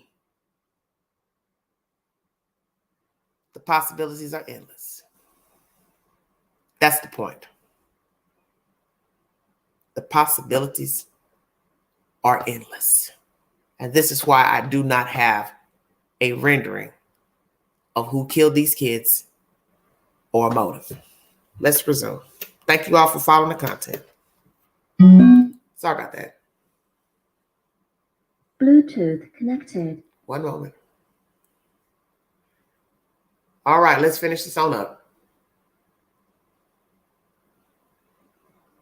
You're talking about the two victims downstairs that were not touched. Did this individual think that they were pushing the boundaries at that point in time, decided to get out? Because I think whoever did this had familiarity with the location. And so why would you go up a staircase and eradicate two other people? Heard a dog barking. Why are we assuming he went up the staircase? Perhaps he was hiding at the upper floor of the house. Good point. John Carson brought This that up part of earlier. his creepy killing fantasy. I am assuming that he went from one floor to the next, regardless of where he started. And that is why do risky. you kill two people in bed and then go, hey, there's some more people to kill. I'll run down there. That's what Bundy did. Well, He because would you have go a from lot of room to room, familiarity. just killing people. Bundy had never been in the Chi Omega house before. Well, He knew there were a lot of girls in there. when you look from the back of the property into the building, you only see 2 floors. And so if you're out there watching for a period of time. Exactly. You may not have realized there was that bottom floor. Yeah. Hey, Haley, in the studio, can you show that 3 levels, what Dale Carson's talking about?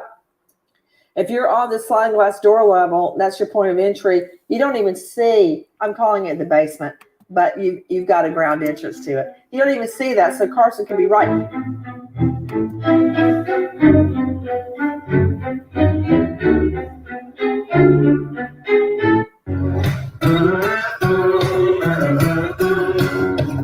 Crime Stories with Nancy Grace. Guys, now another theory has reared its ugly head. The possibility of an incel, an involuntary celibate. Listen to Jonathan Gilliam. He also is a former FBI agent, and he's being interviewed on Fox. I'm pretty sure that this was a young male, somebody who could get into the house and get out in that neighborhood without being seen. I don't think it was 2 people, because the more people you have going into that house, the more likely that it is that they were going to be seen. So I think it's one male, young enough to have been in that neighborhood. I think the potential is that they entered from the 2nd floor because the 1st floor was never disturbed. And there's also a wooded area behind that house. But here's an important thing that I think people should realize. This is probably not the first time that this person did this. Yeah, he's right. Or did something similar, some type of crime. To go Nancy, from, again, can I 0 point to something 120. out? Jump in, Joe Scott. Okay. We know that 2 of the victims had been at a fraternity party. All right. Yeah. I checked this out. The distance from that particular fraternity house to the location of the crimes on foot, walking on a sidewalk, is half a mile. Did you know that from the location of the backside of the fraternity house to the location is about 200 yards? It's not that far away. And I didn't go through the woods. with fraternity parties, the way it works, that I'm a university professor. The way it works now is that you have to have a guest list of everybody that's going to come in. Yeah, and that's at true least at our everywhere, university, Joe Scott. and you can only You did get see in. Animal House, right? If not, I Yeah, advise but you to look it's at a it right brave now. new world now, Nancy. They control the door at these points. And so you would have a guest list. I'd like to know if the party that they were having that night was a scheduled party, that it was approved by IFC or whoever it is, or if it was just a random gathering of people. Because this is significant, particularly when you're talking about, and we all know that this is right probably there immoral. on Greek Row, which we pointed out on day 1. I think I heard Stephanie Pagonis jumping in. Did you hear what he said? That if you cut through the woods, not stay on the sidewalk or the road, it's less than a football field length from the back of the fraternity houses to the murder house. It absolutely is. And I would even venture to say, I'm sorry for cutting you off there, Joe Scott. We don't care. I would even venture to say it's less than 200 yards. I am here, and many students, in fact, even through the snow, will cross through. They won't take the sidewalks. They will cross right through the grass to go from one side to the other. Not only are there fraternity houses up there, but there's also at least one sorority house as well. And I actually walked from the crime scene to Sigma Chi, the fraternity house. And on my walk earlier this week, I could see only one surveillance camera on the street. But there's been a question of whether or not the camera was installed before this crime occurred or after, because we have heard that many have since been taking more precautions, such as installing surveillance devices. Hey guys, speaking of the whole Yes, was that Bethany? Go ahead. Well, with the incel. Yeah, hey, Bethany, take a listen to Jim Murray at Inside Edition. He's talking right to your point. There's been a rash of killing sprees by incels. Elliot Rodger killed 6 and wounded 14 at the University of California, Santa Barbara campus in 2014. And pretty Idaho victims were also in sororities and posted rambunctious videos of life in their party house. If you look at the online presence of incels in this country, they are very, very negative and hate-filled toward beautiful women in particular. I spoke with Idaho State Police Communications Director Aaron Snell. Does an incel fit into the potential profile of this killer? We are not speculating on that at this point in time. When it comes available and when it's appropriate, we will release that information. Okay, Dr. Bethany, do your thing. Well, the idea. Let's recap.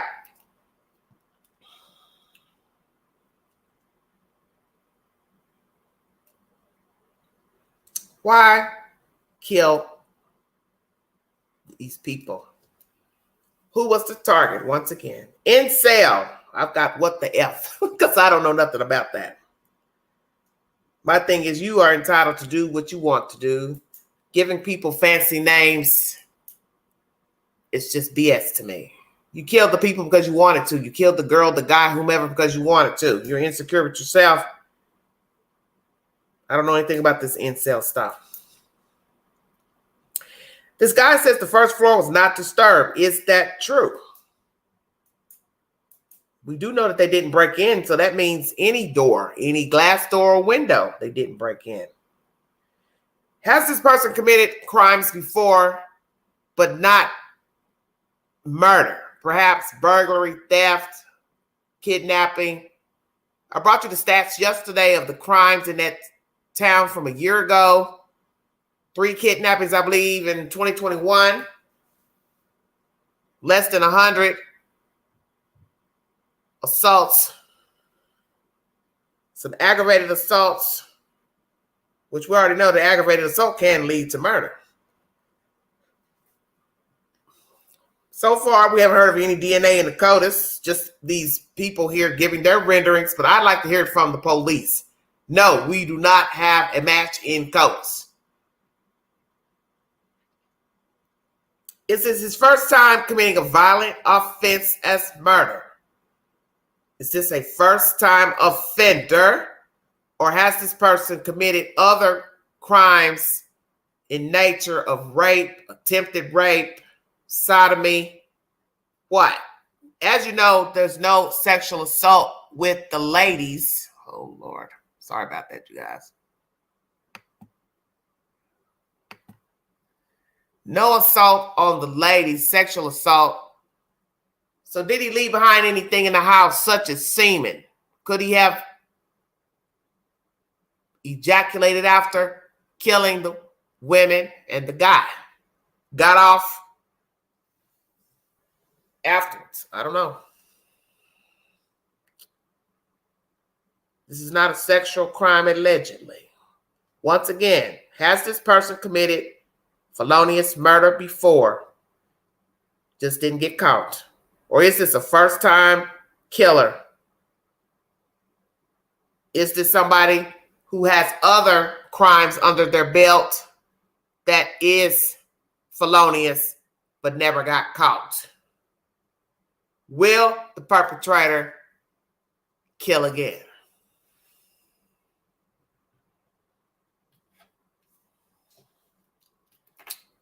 Mercy me.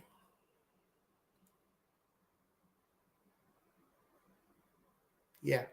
They like this chat for some reason. I don't know why.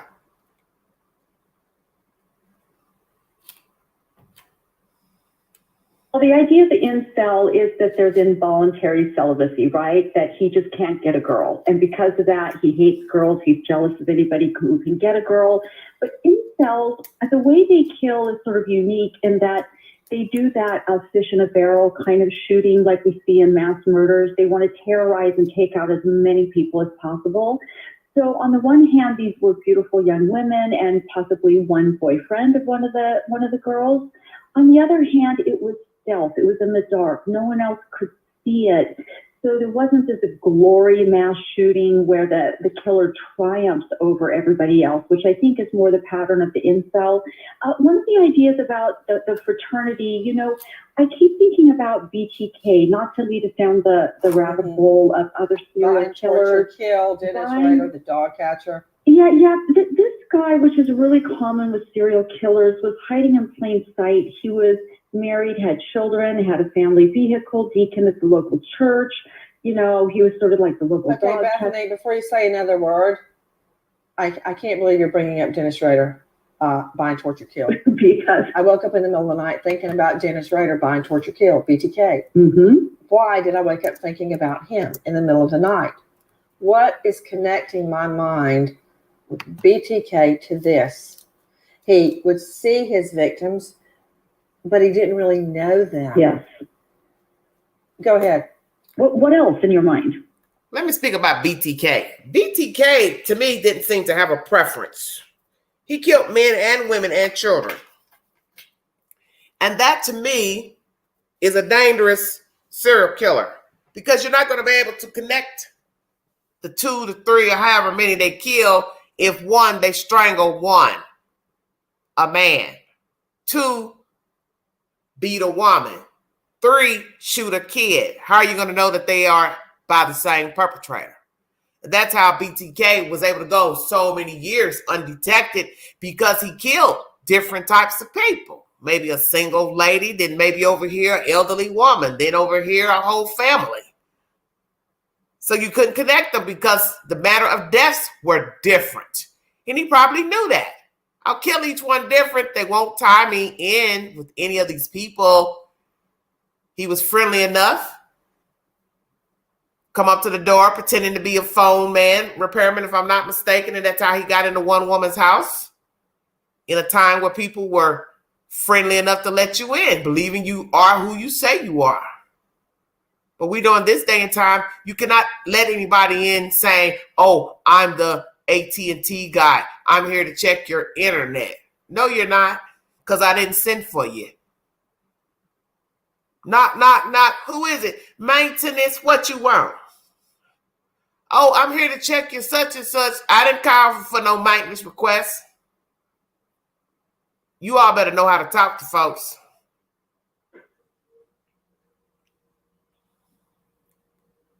You have to know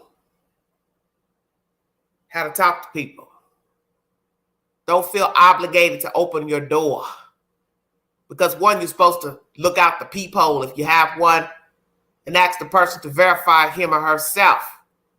And if you know you didn't call for any type of work to be done, you let that joker know through the door. I didn't call for no plumber, no maintenance, no nothing. Now I'll talk to you later. Oh, I'm good at that. You got the wrong house. You got to know what to say.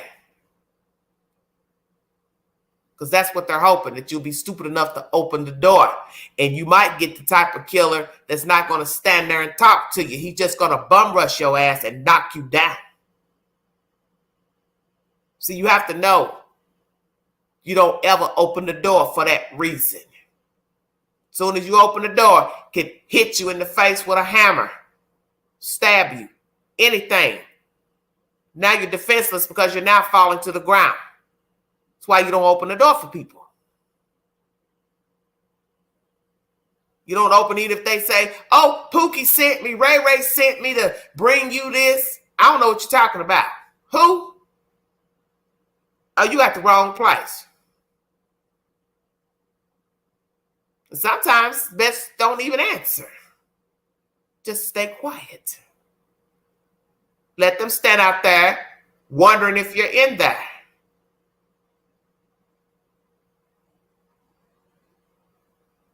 And the first time you hear that hand on that doorknob, you know what time of day it is. So you either gonna call 911 or you're gonna yell through the door and let them know, hey, you got the wrong house, back up. See, that's what the perpetrator is looking for. Somebody timid. Somebody gullible. Somebody that's willing to lend an ear so they can bring the bang. Please do not be one of those people. We're in the season where people will get robbed and killed. Christmas. Do not think it cannot be you. Just saying. Be aware of your surroundings. Else in your mind? Well, for one thing, BTK staged. He had a passing familiarity with each one of his victims. He would kill other people in the home that got in his way. In addition to his target, he watched his victims. Remember, that was his route. As a dog catcher, he would see them over and over and over. That is right. All that's just percolating in my head right now. I want to hear your thoughts. See, my thoughts, to piggyback on what you're saying, the idea of an incel or a younger person is a very different pattern from BTK, where he was older. He was integrated into the community. He was wearing what some researchers call the mask of sanity, acting normal even when he's not. I call it the indicia of reliability. He seems like a normal, reliable person. Oh, yes, especially being the church deacon, right? Yeah. So I would, if I were the police, I would try to put out a plea to the community for people who have family members, men in particular, who may have been absent or missing that night. Maybe a father who mysteriously leaves the house at midnight, returns at 5 in the morning. I'm also thinking about Delphi with a pharmacy tech right under everybody's nose. There you go. It had to cross somebody's mind that this guy was out there wandering around, quote, looking for fish the day of the double murders of Libby and Abby. So we go from the possibility of an incel to the awkward next door neighbor. Take a listen to Jeremy Regan, the law student who lives next door, talking to our friends at Court TV. I'm naturally an awkward person. Just my mannerisms, the way I talk. A lot of things have been online about, when he was talking, he went from present tense to past tense in one of his sentences, partly because everyone corrects themselves when they're talking. And so just my natural person, I'm a little bit socially awkward, so I might smile at points that I shouldn't. I might make weird hand movements when I shouldn't, stuff like that. And so people have sort of keyed into that and said, he's a weirdo. He must be this killer. And so it's just stuff like that. Y'all are horrible. So, plus, I think it's the amount of interviews I've done because I have a problem saying no. He's not too shy it's not now. gonna hurt me physically or financially. I might as well help someone. Okay, yeah, it's not him. Does anybody agree with me? You don't see the killer very often, according to Limelight, or doing interview after interview after interview. No, and listen to more of Regan speaking, the awkward next door neighbor. I was home. I was asleep. I went to bed around 11:30-ish that night. And so I didn't see or hear anything. I didn't know any of them. I had seen them just walking around when I would take my dog out. So I would recognize them, but I didn't actually know their names because I just don't stop and introduce myself to people. As I mentioned in one of the other interviews, I usually carry a weapon on me now, whereas I didn't used to when I moved up to Moscow. Just because it was such a safe community. Well, that's a lot of information that nobody asked. Yeah, it's not him. Yeah, talks a lot. Talks too much. All this talking. I don't know what's going on with everybody talking. He's not being cagey or evasive. He's throwing in so many details. What about the idea of a person that lives nearby that could have been watching them, possibly with binoculars or spying on them? Back to your Dennis Rader comparison, Bethany. Well, I remember reading some very interesting research a number of years ago about the demographics of men who kill university students. And they said, I think if I remember correctly, the men were usually in their late 20s, early 30s, single, low-wage jobs. These are not university students who are going to a fraternity party. These are creepers. Right. And that they would watch the victims for a long, long time before they actually killed them. So, you know, like I said earlier, it points to a perpetrator who is already developing a relationship in his mind. In his mind, which is victim. important. In his mind. Stephanie Pagona is joining us from there in Moscow, crime reporter, Fox News Digital. They're wrapping up the processing of the home.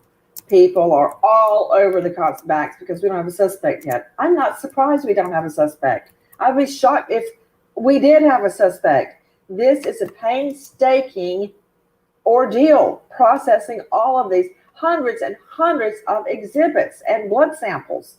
What's next, Stephanie Pagona? So even when the crime scene does get lifted, and we don't have a time frame as to when that will be, other than that is a discussion right now. But the crime will carry on. All this means when the crime scene is lifted is frankly that they have everything they think they need from that area, and they will continue investigating. Like you said, Nancy, this is an incredibly complicated investigation because not only were there half a dozen people at least in the home at the time, but these survivors then called people to the home. More people came, which creates more forensic evidence that they have to go through. Another thing that I just want to add in terms of what we were just discussing, I think sometimes the reader or the listener might view this home as being in an area where there aren't many other homes nearby. And I just want to note that this is an area where there are several buildings or residences nearby. They may not be high rises and they're not high rises, but there are multi-family apartments very close, easily within walking distance and within, frankly, only a few feet in some cases. Well, you know, Stephanie Pagonis, that is very important. It certainly widens the suspect pool possibilities. Guys, the tip line 208-883-7054. We pray for justice. Goodbye. Nancy Grace and Mr. Dale Carson, thank you for your time, everybody. If you'd like to donate to this great network, $sign Beganji, 129 Cash App. Where is this case going? A lot of information has come out past day or so pertaining to the father. I will get to that in the next live, the interview he has done pertaining to his commentary on this case. I do not think the police will be happy with what he's had to say. But for now, if you followed this content in the past hour, please hit the link to give your opinion pertaining to who our perpetrator is. The evidence left behind, incel, random killer, targeted killer, killed one, had a target of one, but killed everybody else. Why? Why would you kill all these other people if you only had one target? The prosecutor says this is not random. But as I said, random can mean target random. I don't know them, but I'm targeting to kill them. I've seen them, seen her, whomever. I want them dead, but I don't know them. Such as what Theodore Bundy did. He didn't know his victims. So in some sense, it was random, but he had a type, which could be deemed a target. Dark hair, part down the middle, Caucasian. Who is the perpetrator? Is this an incel individual? Whatever the hell that means. Have they committed crimes before? Is this a new crime? What new evidence did they gather last night at the house? When will they wrap up this case? Do they have a profile suspect? Did they leave behind any DNA at the scene? Semen, blood, fecal matter? Who knows? You know, this is something that sounds very disgusting, but let's just go here. If the person has never murdered before, could he, she, they urinated or boo-booed on themselves? Think about that. Because you'll be surprised what happens to the mind and the body during trauma, visualizing trauma. We've known that people who have been in traumatic situations, shot, killed, stabbed, have used the bathroom on themselves. But could the perpetrator have used the bathroom on himself? Got too excited, got scared, used the restroom on himself? Imagine that. Perpetrator stalking victims and then used the restroom on himself. Did he cut himself? Did he clean up at the scene? Will we find out that the perpetrator used one of the restrooms to clean up, cut his hand, cut his arms, cut his wrists? He did stab each one multiple times. Who was the target? Why did he need to stab and kill the other people? Make it make sense. Were they just in the way? They were there in the beds? Because now that we know that each one was in the bed with another one, so whoever the target was, they had company. But then you leave two alive. So this is why we got to figure out who the killer is. He don't know them, so he don't know about the bottom level. But then one would say, well, hell, you're walking around the house. Why not just walk around and see who all's in there? Quick, rush, kill. How long was he in the house? See, that's another question. How long was the perpetrator in the house? Because if he was in there a while, I would wonder if indeed he does know about the basement. And what if indeed the doors were locked to each bedroom and he tried the locks? Come on with it, Queen.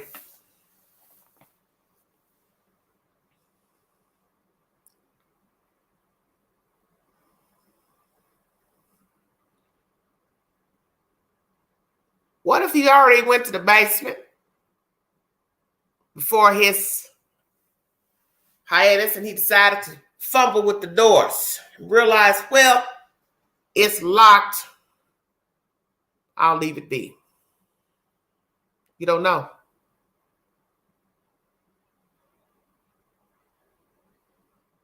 Did the perpetrator go all the way through the house?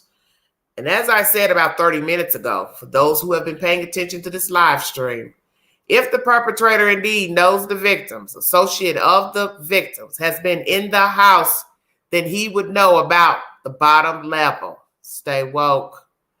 See, that's what's so baffling about the case, besides the brutal murders of 4 friends. You don't know who the perpetrator is. You don't know the motive. You don't know what he did in the house. You don't know who was actually up. Did somebody hear anything? I'm going to bring you commentary a little later, live number 3, that allegedly Kaylee called 911. Why? Lord have mercy, the plot thickens. What in the hell happened in that house? What was going on in that house? Is somebody there that knows what happened to 2 survivors and you're not telling the truth? Are you telling the police everything? Because there's something, let me talk to some of you about people. We're going to go to school for just a quick minute since nobody wants to hit the link. What I tell the police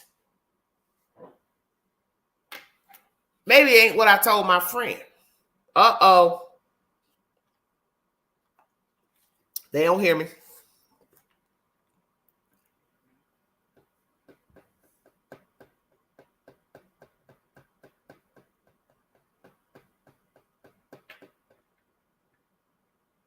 Stop assuming you know about this house. You all do not know what happened in this house.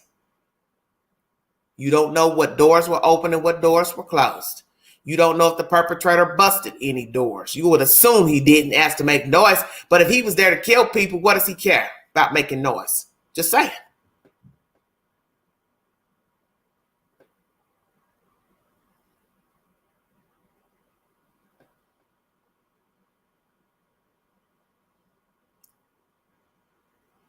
If the perpetrator knows the people, he knows about the bottom floor.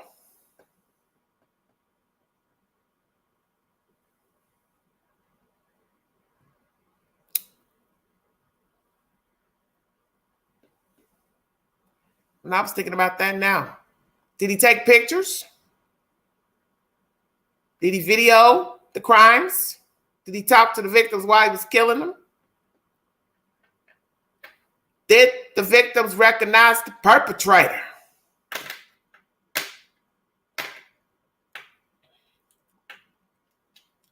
See, you're never going to get the answer because the victims are dead. You've got to pray that the evidence will spin the story. I brought you information from Jennifer Coffin-Daffer, who's an ex-FBI agent, who gave her rendering of who she thinks was murdered first. Let me read you that information for those who did not hear it in the beginning.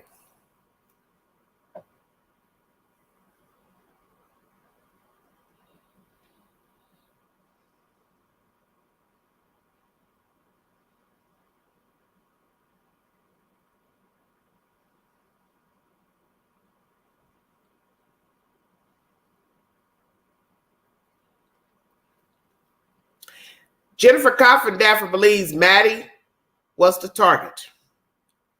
Indeed, Xana Ethan died first. They were on the second floor, allegedly.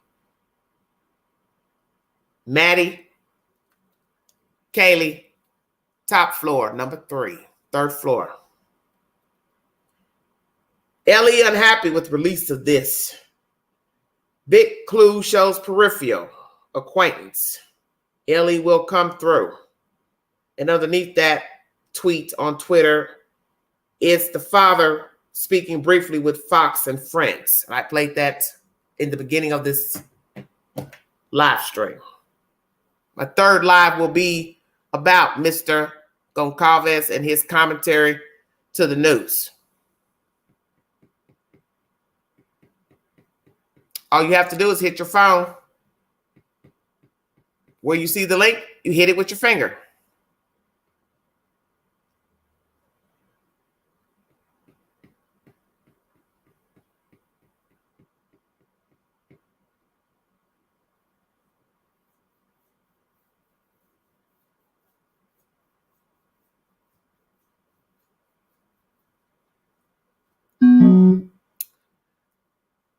Where is this case going?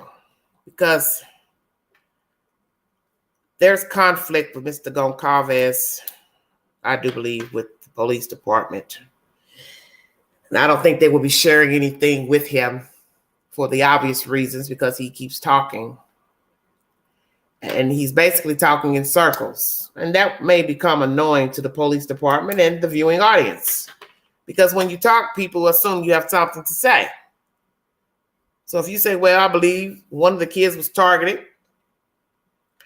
I believe there's an issue of the bodies not matching. Some people are going to wonder what the hell are you talking about? So please explain. And he refuses to explain. But he's got to stop doing that because it's making it worse. It's making it worse. There's nothing wrong with being a right fighter for your child. But you're either going to tell what you know or don't say nothing. Don't talk in circles.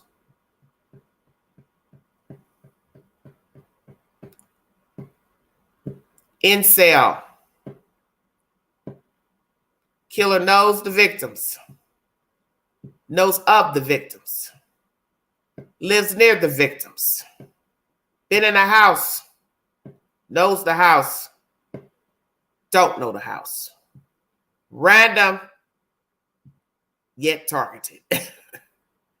Took a chance in the wee hours that nobody would be there, which still makes no damn sense to even say that.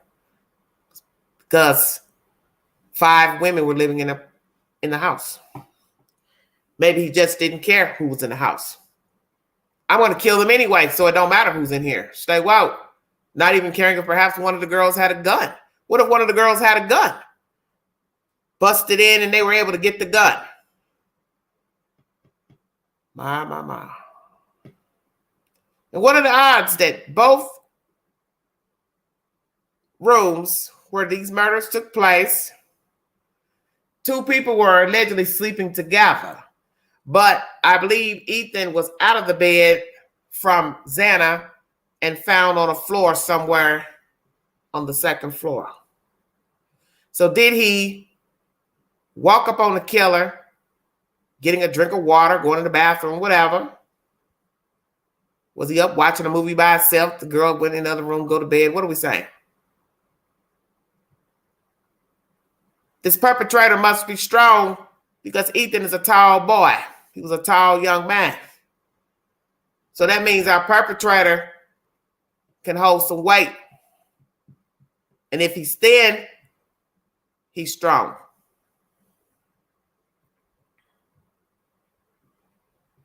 Very interesting.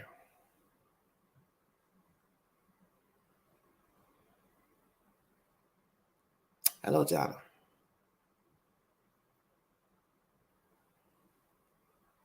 Evidence was gathered last night from the house. Brian Enton has reported on this information on his Twitter page. What did they take out of the house? Brown paper sacks. Did the perpetrator leave blood going out of the door? Did he exit out of the ground level, second floor entry at the back of the house? Did he go into this house with gloves on, gloves off? Knitted gloves, leather gloves, latex gloves? What kind of gloves?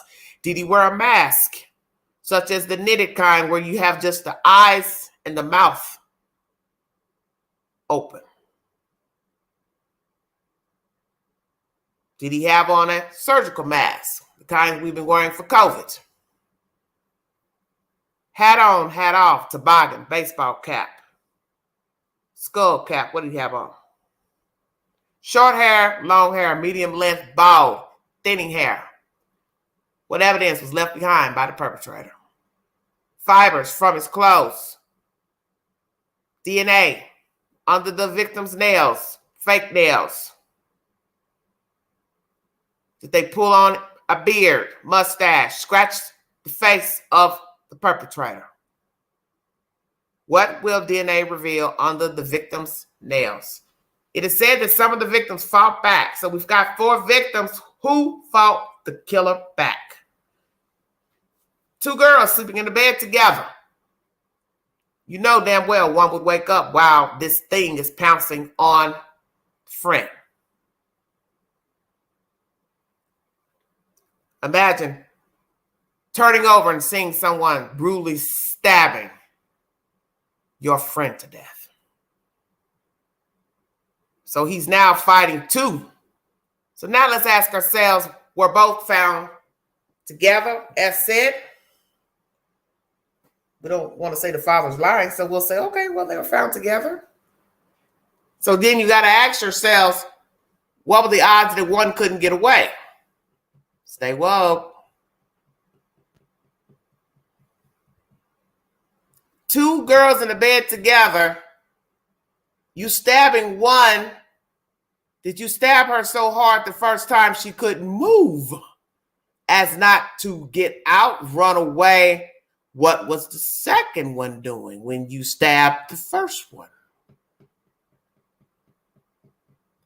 All right, Funsky, hold on a minute. Let me try it.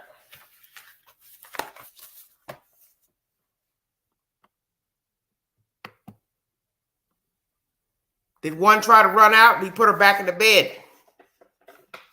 One was incapacitated and he was able to overpower the second one. She couldn't get out. 2 lying in the bed dead together.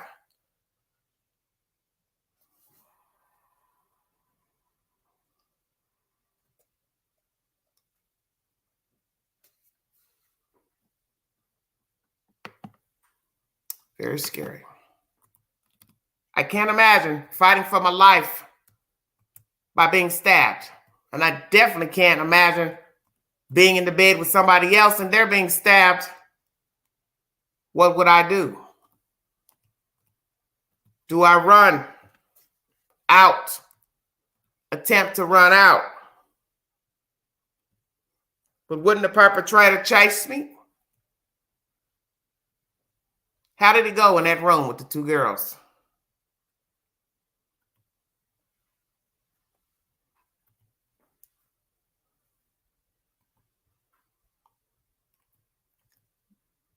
Did one try to escape? while the perpetrator was stabbing the other friend.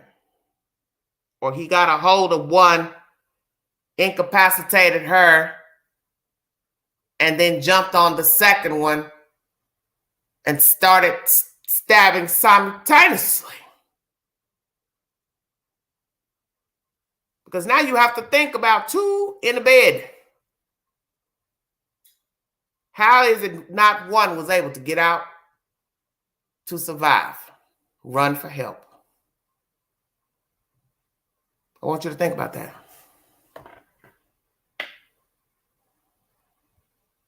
The dog is irrelevant. Because if you're in deep sleep on the bottom level, you're not going to hear a dog barking, depending on how you sleep. And I doubt on the third floor you hear anything. So it won't matter if the dog barked or not. Because if you're in deep sleep, first or second floor, you don't hear anything. Ethan is allegedly found in a common area. Where was he exactly? In the kitchen, near the kitchen, living area. Where was he?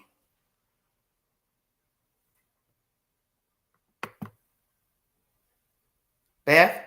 Yes. Good evening, Queen. Where are you calling me from? I'm calling you from Colorado. All right. Bring it to me. I believe that Maddie was the likely person. Why? I believe there was young men problems, trying to be the alpha male. And yeah, you got to break it down for me because we don't know these people. So how can you just come to that determination? I'm curious. Okay. Maddie and Kaylee, best of friends.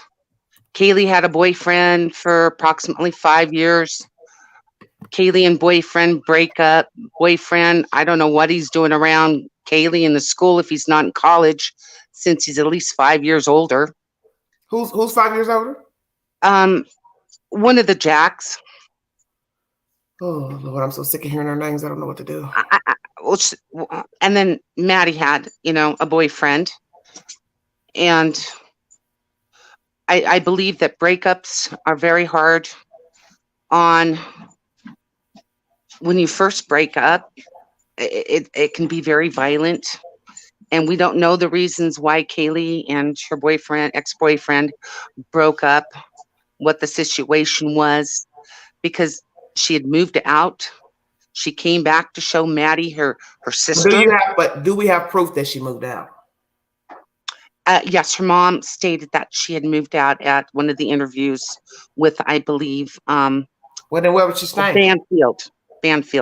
Ashley Banfield. So where was she staying? I believe she was staying at her parents' house, but came to show Maddie her new wheels. Yeah, I think because I don't think they live right close, from my understanding, the information I watched earlier. No, they didn't live close. Not to the school. So let's talk about that. If you believe it's Maddie, Kaylee's already gone, so she's out of the house. Don't know when she moved out. Did she say when she moved out? I think it was 2 weeks before she came back, because she went and flew somewhere on the Friday. Did she move out 2 weeks before death? Correct. So this girl goes to her house she used to live in to only be butchered after 2 weeks of moving out, allegedly. Correct. I don't believe the perpetrator knew. I believe the perpetrator knew that Kaylee had come back because of the tags on her car would have been a temporary tag. And anybody walking around would see the vehicles and would see the temporary tag. And the girls sound like they were very... Slow down. Say that again? Okay. When you get a new car or a car in your name, you have to get a tag. It's a paper tag until your license plate and everything else comes through the DMV. so you can put a hard You plate know, on when I your looked at the vehicle. back of that car, I didn't see a temporary. I thought I saw a regular, like No, it was a dealer name tag. and that's still a temp tag until you go to the DMV. It's still considered a temp tag, and I know, but usually I'm saying this one looked like metal. It didn't look like paper. What I was looking at, unless it I could was have been looking at something else. I haven't lived in Washington in 30 years, so I'm not sure what they do with their temp So I'm trying tags. to understand what point are you making about the tags? Well, anybody walking in the parking lot would see that it would be a temp tag, correct? Okay, but what does that have to do with her if she's visiting? I mean,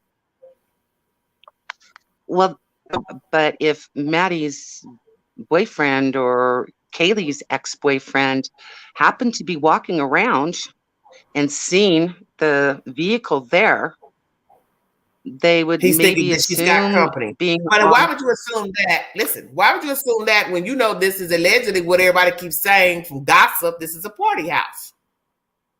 Well, you got to remember these kids, young adults, they're young adults, our children, but young adults, they're on social media, Instagram, TikTok, and all this stuff. Who's to say that she didn't show some pictures of her new ride? I would think if she she would. showed, but listen, what I'm trying to correlate to what you're saying is, if she's talking, he's still connected to Facebook accounts with them. He probably already know that Kaylee got a new car, so he know that's not a boyfriend visiting Maddie. If that's where you're going with this, I don't understand. Yeah, But that's the point. so he would know. So he would know that Kaylee is there. She's moved out. Yeah, that's what I'm She's saying. gone back. If he's still friends with her, listen. If he's friends with her on Facebook, he knows she got a new car 9 times out of 10. True, and it would be the perfect time to do a hit, to kill her, out of jealousy, out of rage, out of anger for dumping him when she's so close on the 10th of December to graduate, and she's got this job in Texas, and that's why I'm getting confused. You want me to believe some girl that moved out, her boyfriend hunted her down at this house to kill her? Yes. Okay. Yes, because back in high school, I had 2 classmates that were going together since junior high, middle school, all the way through high school. We graduate. 10 days later, they get married. He goes off to the Air Force.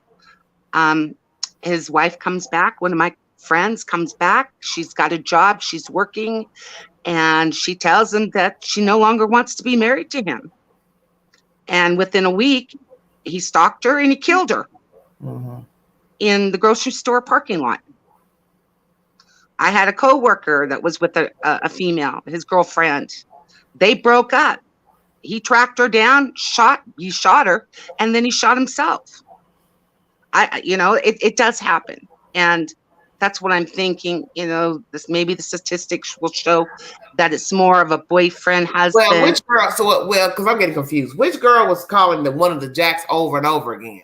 Kaylee or Maddie? It was Kaylee. Kaylee called him 7 times, and then Maddie called him 3 times. 7 times, and you're gonna come over there and kill me. But who's to say he didn't leave his phone at his residence, so he couldn't be tracked by the GPS? That's not where I'm going with that point. I'm just saying I'm calling you over and over, but you're gonna come kill me. Why? Because I'm angry. You left me. I've stuck around the town with you for 5 years while you went to school and it's gone to college, and now you're dropping me. You're leaving me. Does that make sense? See, let me tell you something. I don't have a theory because I don't know the kids. True. I won't give a theory. It's just a possibility. Yeah, I understand what you're saying, but I won't give a theory because I don't know anything about these kids. They ain't gave me nothing to just make up some stuff and say, he did it, she did it. Because let's be truthful. Everybody's had something bad to say about everybody in this fucking story. You all had a problem with the neighbor. Some of you accusing the parents of killing their own fucking kid. You got something about the 2 Jacks of trades that I don't know which is which. You got something to say about the Grubhub guy. You got something to say about the rideshare guy. You're pointing the finger at every fucking body, even his own fucking brother, Ethan. Come on. Yeah, at Hunter. This Yeah. shit is rude. But it's rude. Yes. It's rude. Because you can ruin a person's life with that he said, she said shit. Because you don't know, you might put somebody over the edge that might kill themselves. My thing is this. There are too many tentacles in the story for me to ever think of who did it, because I don't know the kids. I don't know what they were doing. I don't know their temperament. I don't know their friends. I don't know who they last argued with. I don't know if they owe somebody money. See, the possibilities are endless. Yes, many facets. That's why you will never get a theory out of me. I don't have nothing to say about who killed those kids or why. Because they ain't told me nothing about none of them. To say, well, I think it's this. And then if you did tell me something, what the fuck does it have to do with the other kids? Why would the other kids get killed if I had a problem with one? Because they would be a witness. They saw the perpetrator because they were so close. But let's think, assumingly everybody had their own room. If you didn't really know who's going to be in whose room, how do you know somebody was going to be seen? That means you was willingly going in there to kill everybody on site. To me, that is so crazy. Because it seems like to me, if you have that type of mentality, you would have a fucking gun, not a knife. Well, because you got 5 cars parked in the drive. You don't know who's in that house. That is correct. I would rather have a gun versus a knife. Yes, but I think he was just going in for I believe it's a male. And I believe he was going in for just one and was surprised that there was a second girl. Okay. I believe that Ethan got up. The father is saying, if you are going to believe that it's, let's just say, Maddie. Kaylee was supposed to be living elsewhere. Voila, I'm surprised. Somebody else is in her bed. What does Ethan and Xana have to do with this? I believe that Ethan might have heard something, had to go use the restroom, went into the restroom, came out of the restroom, and came across the perpetrator, where he then was struck down, and Xana woke up, and she was the 4th person. This is taking somebody in the chat has a good point. If Ethan got up to see what was going on and knew the person, no drifter goes in any place with 5 cars outside. Yeah, I don't believe that either. People do stuff, but 5 cars is way risky than me just seeing 1 car parked in the driveway. 5 cars is pushing it. Then too, this is an area where you've got college kids, regular people living. I don't know what kind of people are in the house. That would almost make me believe they knew who lived in the house. Because think about that. There were cars out there that would make you think there were men in there. There were Jeeps out there. 2 Jeeps. Why would I assume that women drove them? See where I'm going? Well, I like a Jeep. But what I'm saying, sweetheart. Yes. Is how the perpetrator would be looking at the picture. You got to look at the picture through the eyes of the killer. That perpetrator has been in that house numerous of times. So that's why I was trying to say, as the person in the chat is saying, what drifter is getting ready to go break in a house of 5 people, 2 SUVs sitting out there. One's a regular truck, like a Wrangler type truck. The other one's an SUV. I don't know if these are big burly guys in here or not. No, because football players, guys that work out. No, the perpetrator knew who was living there. So I'm sorry. That's where I'm trying to say. Blind, no blinds, no curtains. Come on now. What young person doesn't put curtains and blinds up? I don't know. Yeah, there's a lot of people, but let me tell you, there's a lot of people that don't put up curtains and blinds. There's a lot of people that don't. So that's what I'm trying to make sense out of this story, is who the perpetrator is. The fact that you have all these cars here, that is risque. And I didn't even sit here and think about that until just now when somebody in the chat said it. That's hell of a risky. Because you don't even know if I'm to believe this is random. Let me say it, if it's random. This person took a risk to go in a house with a fucking knife with 5, 6 cars parked in the driveway. That is really crazy as hell. Yes.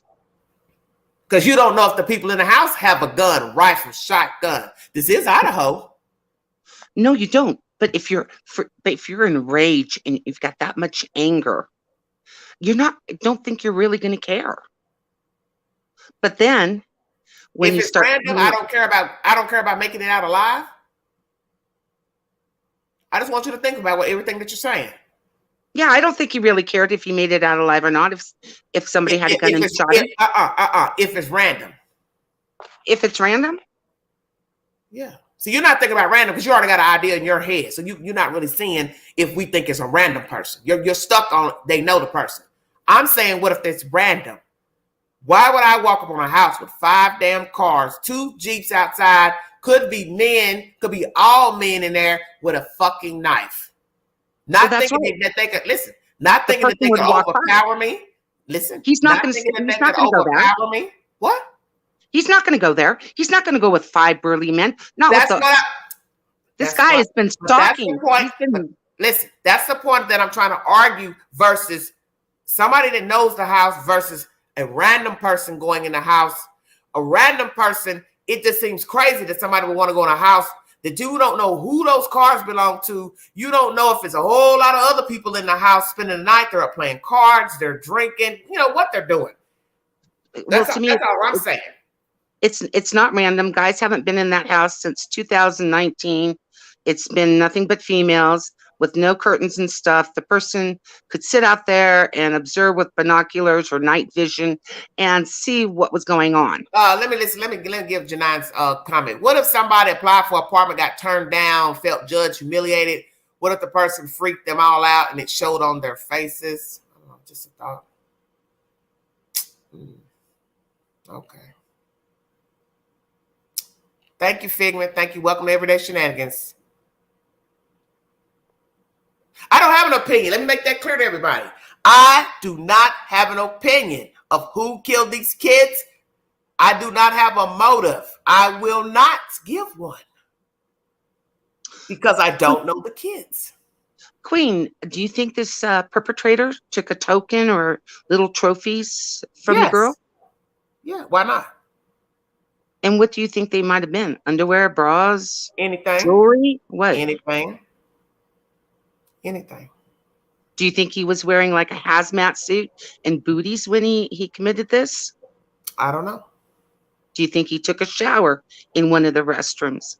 Damn it, who's the host of this show? When you asking me all these questions, did I tell you I was not going to give no rendering in this case? I'm sorry. I can't give a rendering. It's too many kids involved. Yes. I'm not your typical YouTuber. I'm not going to do what everybody else is doing. This is the one case I don't have an opinion on. And that's okay. I don't want to feed into the gossip. I do not want to feed into the gossip.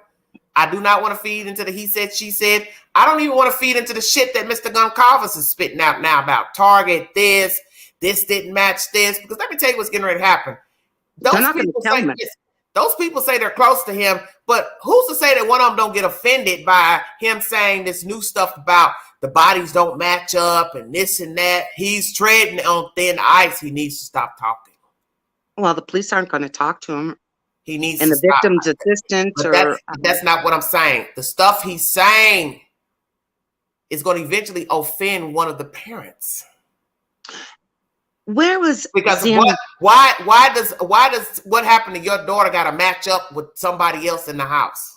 Match up like what? See, he doesn't explain. So he leaves it open-ended. That's why you don't say anything. He shouldn't be saying anything about what don't match up. Because when they ask him, he can't give an answer. Or let me just say he won't give an answer. I wouldn't say anything. Queen, what's your opinion on the memorial service where Xanave's family, her dad, or no friends, or a sorority sister spoke on her behalf? Do you find that odd at all? Of course I would. You know, we heard Ethan's mom speak. And I was wondering how long Ethan and Xanave had been seeing each other. Mm-hmm. If it had been a couple of months or 6 months, Mm-hmm. because his mom didn't say anything about Xanave at all. Unlike Maddie and Kaylee's parents Mm-hmm. speaking, and you do see Maddie's and Kaylee's parents and on the different shows. Well, why don't you answer your own question? Let me hear your answer.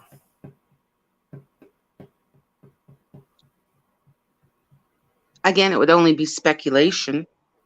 Well, you've been I talking don't all this think time, girl. this is all my opinion, okay?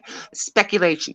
I don't think that Xanave had very good communications with her family.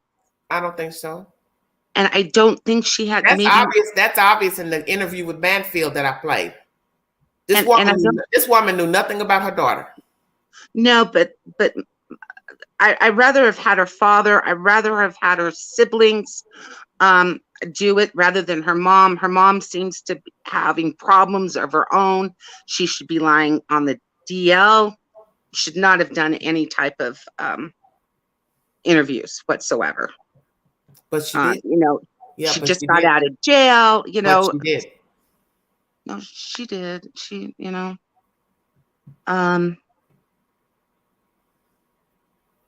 you know, it's just they don't say much about the you know, I read the Idaho Tribune where they talked about the 7 coyotes being skinned and everything else Mm-hmm. and put at the sororities. 3 were at the sororities and the others were at the fraternities. So I don't know. That just might be kid rivalry shit. People do shit like that when they're in frats and sororities. And then listen, they make you do stupid stuff when you go online to pledge. So that could be absolutely nothing. True. And then I know that, you know, that Kathy, who's the coroner, why they didn't bring in the medical examiners from Spokane down sooner or have taken a look. You know, I would love to have seen Joseph Scott Morgan, who's a forensic scientist. In his opinion, if they took photos of the dog that was Buddy back on the 22nd of October, and then it would be interesting to know what type of knife that the young man that was arrested just recently, the one that showed the knife to some college girls on campus on his mountain bike and his backpack and was wearing nothing but black, and that he had a knife, and what type of knife was that? Lord have mercy. Beth, do you hear yourself? Yeah, I do. I'm just talking out loud. I'm sorry. It could be anybody. Yes, unfortunately. Anybody. Unfortunately. Because there are people who kill that know people. It's people that kill that you've had a disagreement with. Jealous. Ex. Petty stuff. Boyfriend. It just could be anybody. And it could be over something very petty that as adults we think is petty. It's petty. It's petty no matter what the reason is, because don't nobody have a right to kill anybody and definitely not mutilate them. No. The reasoning seems okay to them. They got a screw loose. You can't explain logically stabbing people up like that. For what? For what reason? I don't know. I don't know. It's not in my normal thought process to go out and kill somebody when I have a disagreement with them. But then again, people have road rage. They get mad because you cut them off, you do a bird, whatever.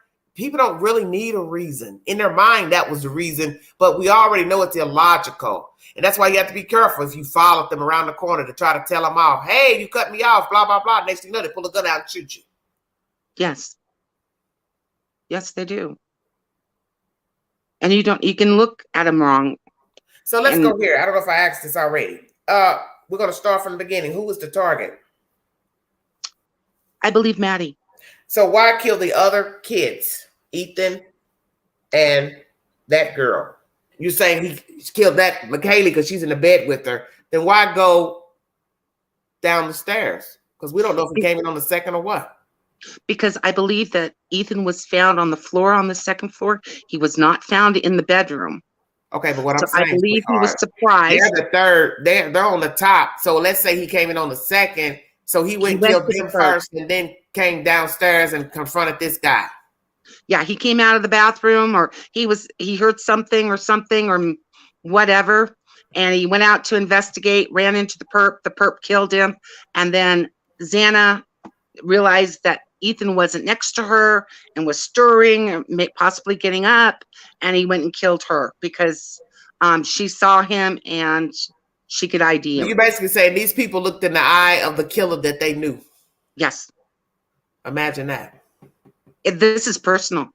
A knife is personal. Of course, their eyes are going to be open. Well, you do know there have been people that stab people that they did not know. Brutally. Yes. Yes. Okay. Because I want everybody to understand that every knifing is not personal. It's not the same. There have been people who have been brutally stabbed like 20, 30 times, and the perpetrator did not know the victim. Yes. Just like the poor woman whose husband was killed and she survived, and she had over 9 stab wounds to her, and she lived, and that was over in Oregon, just outside of Salem. But then what about that you think of the 71-year-old woman up in Washington there, that was and these guys were all in bed, they're in their rooms, homes locked, and somebody stabbed the 71-year-old to death. Well, you don't think it has nothing to do with this? I don't know what you think it's personal. So where you going? You contradicting yourself now, Beth? Oh God, no, it's personal. This was personal. Okay, so the other killers in Oregon and Washington, listen, don't have nothing to do with this. That's what you're saying, or what? You just want to throw that in there? I'm throwing it in there because I don't know what type of knives were used in those other 2 incidences, and they're not really. Who's to say I would use the same knife? Who's to say if I killed all these people, I'd go buy a different knife? You could put hydrogen peroxide and stuff and clean the knife blade and use the same knife if it didn't break. The tip didn't break off in one of the bodies, which we don't know. And do we know if they went around to the gutters and opened up the grates and checked the gutters out? Well, how about the dumpster that's sitting right across the street in front of the back of those apartments? You walk right out their driveway and there's a blue dumpster. That's why I did that video the other day to show you the perpetrator could have took his clothes off and thrown them in there and went wherever. So how did he get away from the house? He drove. He was on a skateboard. What? No, I think he walked away. Okay. I think it's another student or somebody who had been a student who knew the area very well. Okay. So what's so personal? So what's so personal that I'm gonna stab up all these people? We just said it could have been just a small glitch. They kicked him out of a party. There was an argument at maybe one of the games, and he took it literally, or the girls he was buying the girls drinks at the bar and they turned him down, and he thought he needed a little. I don't think it's the bar at all. The food. The girls took a rideshare home. That means the perpetrator wouldn't have been able to know where they lived if he was following them around. But if he lived there and it do you know how many kids? Listen to what you're saying. Do you know how many apartments there are over there? Yes. There's about 12, and there's probably maybe about 1,000. Okay, and houses mixed in. You're gonna know which fucking house everybody lived in. Yeah, especially if you've been there to a party back in September and October. Yeah, or had been there last spring or this summer. They'd have parties. Yeah. No, that's kind of reaching. I've been on a college campus, small, and I ain't paid attention to where everybody lived on no dorm. It never dawned on me. Even if I knew and seen you come out of the building, it's just not a forethought. If you were interested, which dorm you're in. Huh? The girls were cute, blonde hair. Yeah, I know, but I'm just Nice saying body. that had to be a focus though for me to be sitting up here worried about which dorm or house somebody lived in. If they were So interested, where I'm at a bar, I buy them a drink, they get mad, then I follow them down to the Grub Hub, then they jump in a car and I'm on foot and I'm getting ready to go now, walk up to the house to kill them. but if you had seen them at a previous party and knew where they lived, and then you went and staked out the house and made sure that that's See, where now they you're lived. reaching. But now you're reaching now. You're going from first you said the bar. Yeah. And then I threw it there. Listen, because I'm debunking stuff. I ain't giving no theory. I'm debunking. Okay. How many First times you go to do you the bar. think I'm upset from the bar because you didn't say whatever. Now I walk and follow you to the Grub Hub. But then you jump in a car. Who's to say I know where you stay? Now you're saying, oh, well, they could if they've been to that house and went to a party. But if I'm not in your social circle, stay woke. You got to make it make sense, Beth. Again, it's a small town. There's not that many bars. This is where 21 years old go on Friday and Saturday nights after a football game or a Let me tell you something. basketball I game. went to a small university. Do you know some of those kids lived off campus? Yes. So then I wouldn't know where they lived. I can only speak of the kids. Listen, I can only speak of the kids who I saw every day to assume which dorm they lived in. Okay, did you go But to a there's lot other kids, listen, just let me finish. Then there's other kids who are there, they live off campus. So I'm not going to know where those other kids live.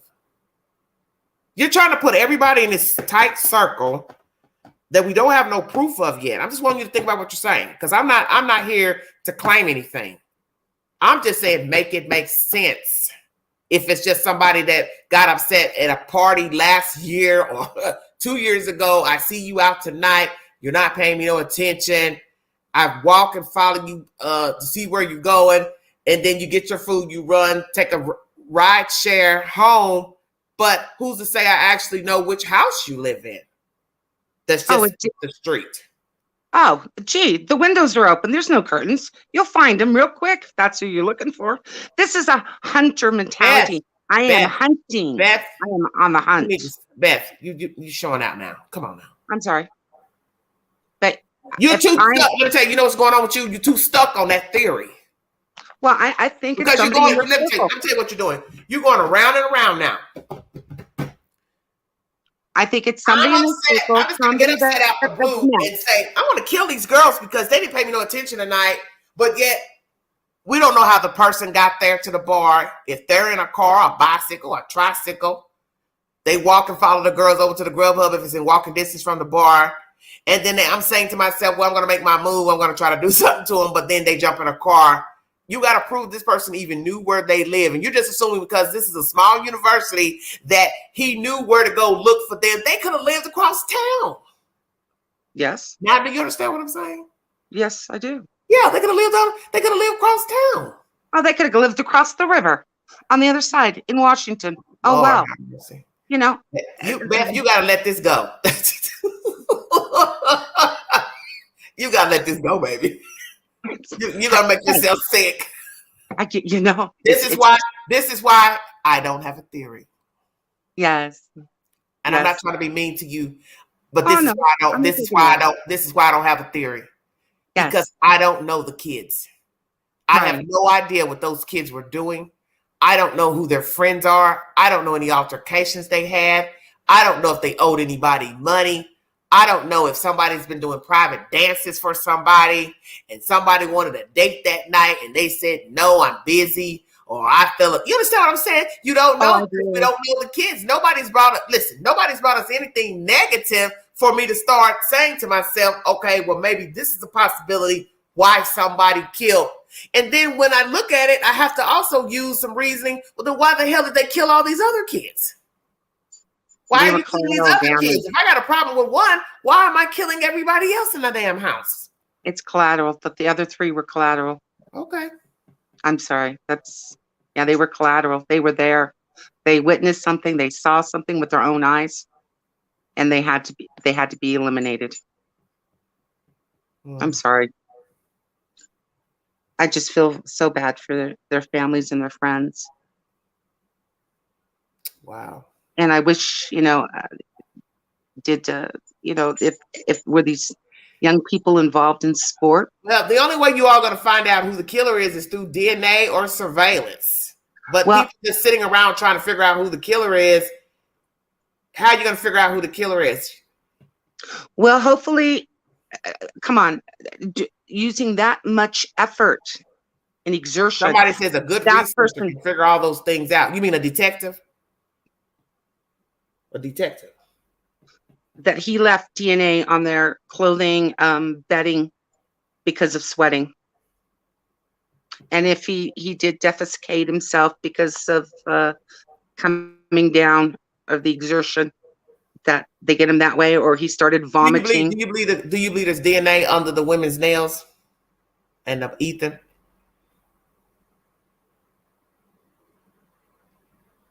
I'm hoping so, but I don't know how he was dressed.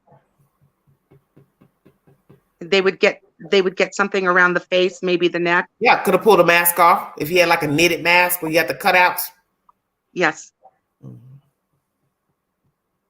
Yes, but otherwise I don't see them getting anything. And if he wore a hat, they pulled the hat off. This was personal. That's why I said could have grabbed the girls, or Ethan could have grabbed a beard. Did he have a mustache, a beard? Could have scratched his eyes, anything. Yes. Yeah. Does he have hair, bald, fibers, long? They could have fibers. There could be dog hairs, cat hairs, transfer. Whatever he was wearing, maybe they had animals. It transferred on to the kids. Something. I'm hoping. And hoping that it's going to stick. I don't need to know everything that Ellie law enforcement is talking about. Yeah. But I just hope them going back last night and grabbing the 8 bags of evidence that they have, that they're going to have the DNA that comes back or the evidence that whoever they catch, they will put away for a very long time. Well, let me ask you this. Do you believe they'll catch the person? Yes, eventually they'll catch the person. Eventually. It might take 5 years. I don't think it's going to be very quick. Well, when people use knives, and due to the fact that he stabbed them multiple times, there's a good chance he cut himself. Unless it had a hilt on it, a guard, a hand guard, a slip guard, that his hand would not slip onto the blade, then he would not kill himself. But you don't know what happened if the people fought back. No, I don't. There's no control over a guard if people are fighting me. That's true. Yeah. And we don't know if the tip of the blade broke off in any one of them, and it was a dull blade. We don't know these things. That's what I have mentioned. It's that if the victims fought back, you are now trying to control a knife and a victim. Then you have 2 people in the bed together. Who's to say simultaneously he's fighting off 2 victims? Yes.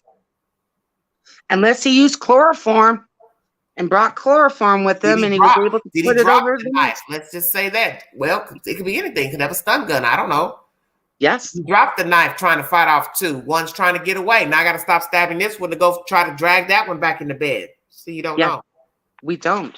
So it could have been, it could have been one of those things. But he ultimately killed 4 young adults. Mm-hmm. And that is a shame. That really is. And I'm just glad. Do you think do you think the father should keep talking? No. Zip it up. Quiet. Don't say anything. Mm-hmm. Because one of the fathers was in there a week before, and he changed the bedroom lock or the door lock. Yeah. The keypad lock. Yeah. Or did he actually change the lock out, or did he reprogram the lock? You don't know. That was Xana's mama talking about that dad. So why didn't they, knowing that they had people in and out, you would have thought that the parents would have put an extra bolt lock on the inside for their girls, their daughters. But if I don't think that's all necessary, I'm just gonna maybe go with just a standard lock. Put a key in the a standard lock, and that would be enough.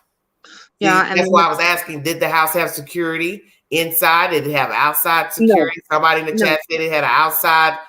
Just listen, had an outside camera in the front. I don't know because nothing that's been verified. That's why I don't go off that stuff.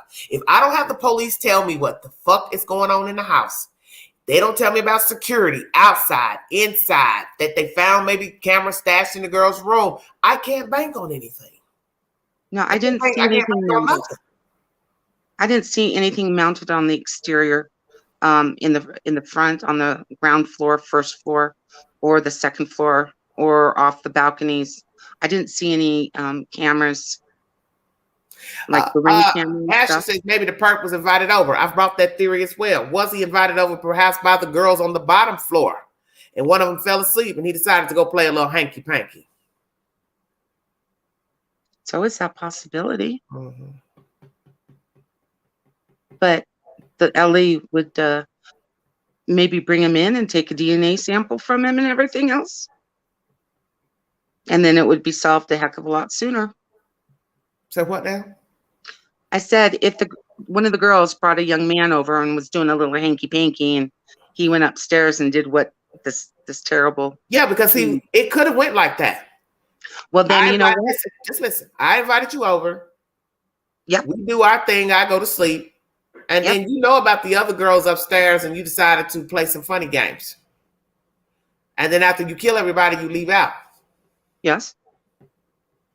And law enforcement are going to know you because they're going to get your DNA sample and they will test it with whatever DNA. Well, I doubt that anybody was drugged because some of them fought back. You only have 4 victims. So when you say some, you mean more than two or three. I'm saying 3. I think 3 victims had some type of DNA. They fought back, so they couldn't have been drugged. It says some fought back. So there's no way somebody could be drugged if they fought back. Yeah, unless he was trying to. I wasn't there. It would be interesting, but I'm going to have to wait until law enforcement divulges more information to us. But you can't really go by on the parents. They're upset, which they should be. Their families are upset, which they should be. But if this is a young man that the girl from down in the basement had and went and did this, they have his DNA. Well, I think a lot of people don't want to think that a woman did this because of Ethan. Ethan was a big guy. So how did somebody overpower him as a woman? Again, how about that taser? How about, maybe a little chloroform? We don't know what they had. And it very well could have been a woman. Women can be really catty towards each other. I think worse than men. Men will shake it off, but women, we sometimes hold. Do you believe the guy has a girlfriend, the killer? Yes, or had. Mm-hmm. Yep. A dog, a cat. Yep. Could add. Yep. And where does he live? He lives somewhere around town. Mm-hmm. He could, he very. So when you say around town, you mean in what? He's willing to walk 20, 30 minutes to kill these people? Make it make sense to me. Yes, he could have. And because I don't think it's going to take that long. You're not thinking about one thing. If you know the shortcut. Then that means, listen now, Beth. Okay. Did I take clothes with me? Because if I'm walking 20, 30 minutes, I'm walking with bloody clothes on. No, I think he took a shower. Shower where? He took a shower in the house. I think so now, listen. So now you're saying he brought a bag. Yes. And change that, knowing you're going to leave DNA. In order to wash yourself, you've got to have no gloves on, Beth. You can you take the time. You take a shower, scrub everything down, put all the contaminated clothes in a bag, put it back into your backpack. Lot of work. Yes, it is. Yes, it is. And we don't know if he had more than one knife with him. Mm-hmm. He could have had a second knife. Yes, he could have. We don't know that. He could have had a taser. And what is he doing? And what is he doing right now? He's watching everything. He's watching all these programs. Did he go to the vigil? I'm sorry? Did Did he go to the vigil? Yes. I believe he did. I believe he is still lurking about. I believe he has a job of some sort. Mm-hmm. I believe he knows that community quite well.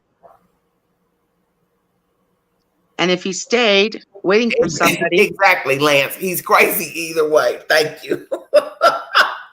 Because really, when you try to put logic to a killer, you're really wasting your time. You're talking to yourself because he don't care. He don't care what we think. He doesn't care. You can chop it up 1,000. Listen, you can chop it up 1,000 ways. In the end, but he is listening. He doesn't care about what I think. He doesn't care about what I think of. Nothing. He's empty.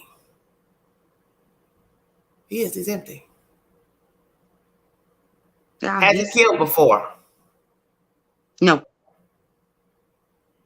You don't think it's a serial killer? Not yet.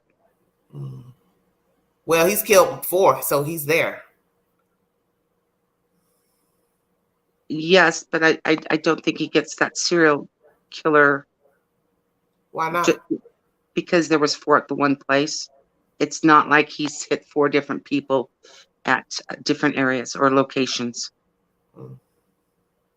So it needs to be separate people in separate places to be considered a serial killer. Yes. Yes. A lot of your, majority of your serial killers kill. You know, they start with 1 or 2 people. This guy happened to hit 4 people. This person helped hit 4 people. Is he going to kill again? Yes, I believe he will. If this urge or Let this me rage. Let me talk to you for a second. What if you find out he's killed somebody else? Somebody else pops up dead, Beth, on campus, around campus. What are you going to do with your theory that he knows them? I was thinking about the girl in September that they classified as a suicide. And I'd like somebody to go back over to make sure, because it was done with a knife, to make sure that she wasn't his So first how would I kill myself with a knife? Well, that's what the coroner in Moscow said. No, I'm asking you, how did she die with a knife? Did she? I don't know the particulars. I just heard that a young female co-ed supposedly committed suicide. And if that is in fact true, it could have been this guy's first kill. Don't know. That's up to Ellie in the corner and the Lance says he started with 4 people. He is a mass murderer now. That serial killer out the window. I agree. He's on his way now.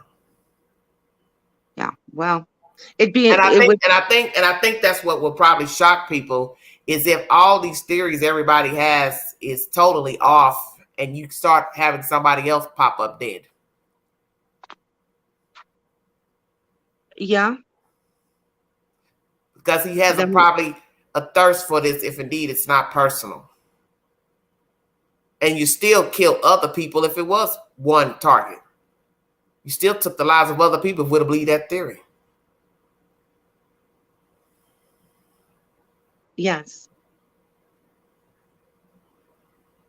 So until we know for sure about the young girl, the co-ed that passed away in September, and it, you know, they did say it was suicide. What if it was the first? It would be, but until anybody says anything, then we don't know, and we have to take it as a suicide. But I wouldn't be surprised. And that was local. You wouldn't be surprised what? If in fact the co-ed that was deemed a suicide was actually the first victim. But listen at what you're saying. You just said this was personal with the 4 or the 1. So what now did this girl do? Now, Beth, you all over the place now. No. This was done with a knife. It hasn't said whether her. You're not listening to what I'm saying. 1 minute is personal. Over here. So what would be the problem with this girl? See where I'm going? Yes, I do. Okay. So what did this girl do if I'm supposed to believe he killed her? Just saying hypothetical. Hypothetical. Maybe he wanted a girlfriend. Lord, maybe he met her at the goddamn bar, that the local bar, watering hole. I don't know. Something happened, but anyway, until they can determine if I know because you're reaching was used right now, Beth. I don't think I am until we. Yeah, you are. Listen, you have gone all around Front Street. Now I'm calling spade spade. Now you 1 minute say you going from the bar. He knew where they live. It's a small campus, and he would know where they stayed. He may have went to a party at their house. Now you bring up a suicide and say that was possibly his first kill when it's deemed because she was a co-ed. She was a sorority sister. Yes. And until anybody has any more information, you can't accept the fact that she may have been depressed, Beth. She's depressed. We're all depressed. We all come out of COVID. We've all been isolated. So what? But I'm not her. I'm not her. No. You're not her. No, we don't. Okay. No. So make it make sense to me. That's his first victim. You first acted like it was personal. And I'm calling you out now. You first acted like it was personal with the one in the house. Now you go over to Front Street and say, well, this girl died by a knife, and I don't know if really she died by killing herself, and maybe he did that. Come on now. Maybe this is a hunter. This guy's got hunting instinct. He's going to do it again. He's going to do it again. And it's not going to be in Moscow. Maybe it's going to be in Pullman, right across the river. Let me see what Or maybe he's going to do it in Walla Walla.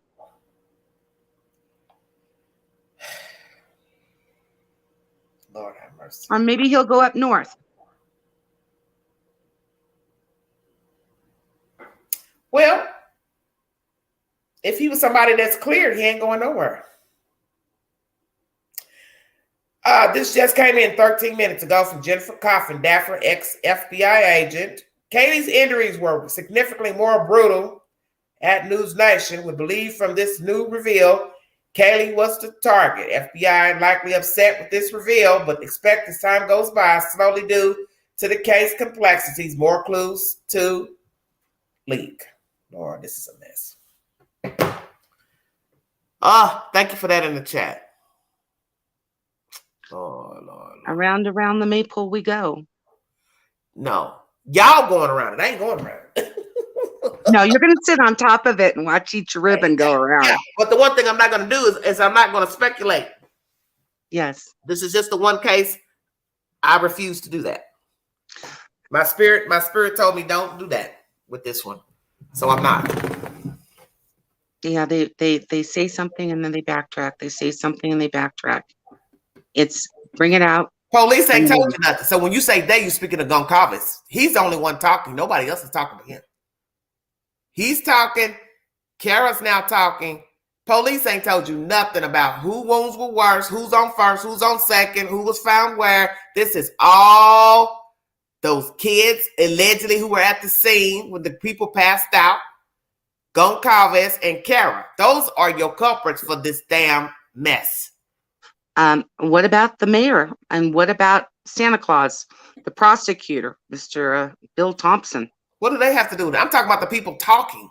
Well, they talked in the beginning. Remember, they came out and said that the public was A-okay. They didn't have anything to worry about. But what I'm saying is this stuff like this, that's not coming from the mayor. That's not coming from the chief. No. It's coming from retired FBI agents that have been with the BAU unit or, the profiling unit and such. Beth. Yes? You've missed the whole point. I know somebody else has come out. Coppendorfer's come out again and said now that You're not listening, because you can't hear past your own thoughts. The people talking in the story is not the chief, not the detectives. It's the parent, father and the parents. You wouldn't have known none of this stuff if they would be quiet. Because now we've gone from Kaylee, Maddie, Kaylee, Target, no Target, Target. House Target. It's all over the place. House not a target. Well, and that's what I'm trying to say. Is the father is the one doing this talking, and then the fact that he's worrying about why the perpetrator shouldn't have gone upstairs. Well, that makes no sense if you thought that the target was the person on the second floor, which would have been Ethan or Zana. See where I'm going? Yes. He's made this on a live broadcast, which I think he should not have done that. And he did say that Maddie had more right. More wounds. That's where I'm going with this. All this chitter chatter is backfiring. And now they're saying Kaylee was the intended target and not Maddie. It is a yo-yo. Gigi says this should tell us don't listen to what the dad is saying. Yeah, maybe so.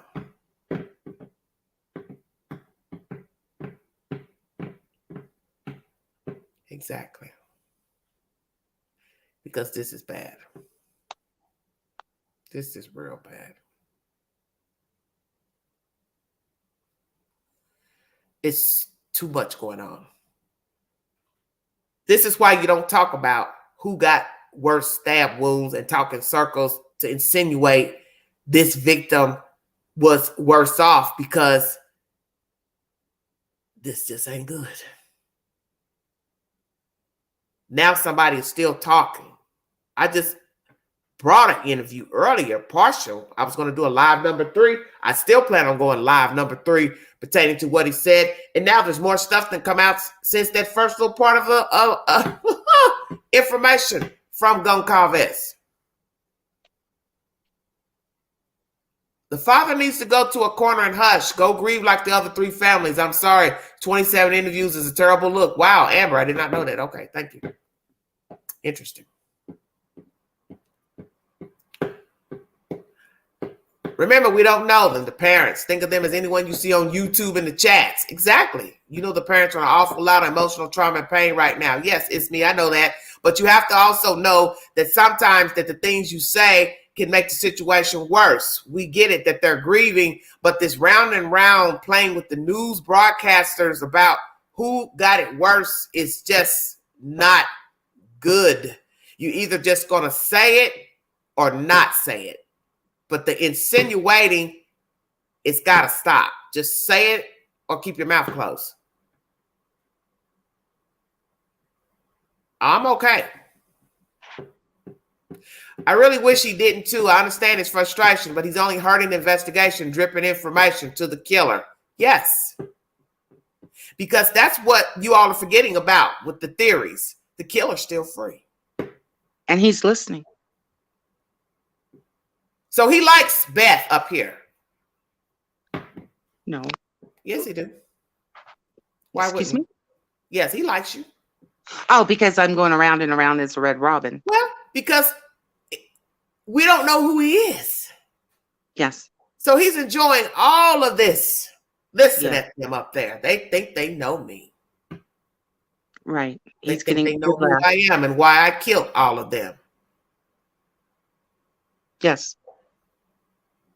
What if the 4 did something to somebody? Did that ever occur to you? No, you didn't. Did something to one of the 4? No, they did something to him. Well, just being rejected. We already talked about that. No, What more than being rejected? No. Okay. No. What did they do? No. More than being rejected. No. See, Beth, you can't think outside of that box you got up between your ears. You're stuck on a theory But what I try to make you all understand is when you don't know the victims, you don't know the killer. Because what if these four have done something to somebody cruel, like a joke or a prank? Take your memory back to childhood, teenage life, college life. Young people can be very nasty. You'd be surprised. Well, they can be nasty in elementary. They can be nasty in elementary. Okay, Beth, I'm done. Especially if you're different. Yeah. I'm done.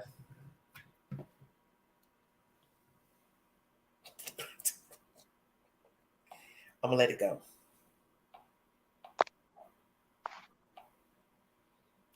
Well, have a good night. I gotta take my fur baby to the bathroom. Okay. We'll try to come up sometime along the way again, since I know how. Thank you. You're welcome. Oh, Lordy.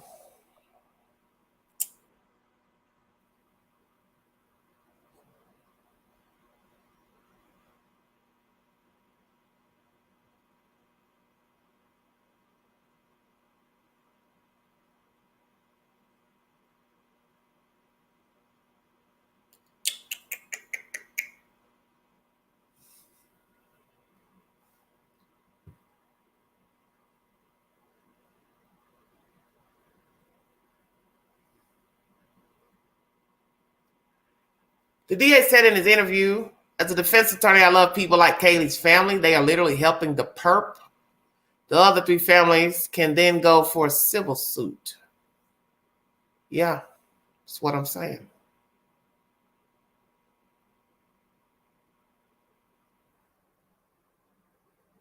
Yes, Attorney Amber. I believe you're probably the only person that understands where the queen's coming from. You have to be careful the things you say on a national broadcast. Don't ever assume that everybody's in your pocket. I don't know how to make y'all understand that. I'm 51. I didn't get to 51 by being a follower.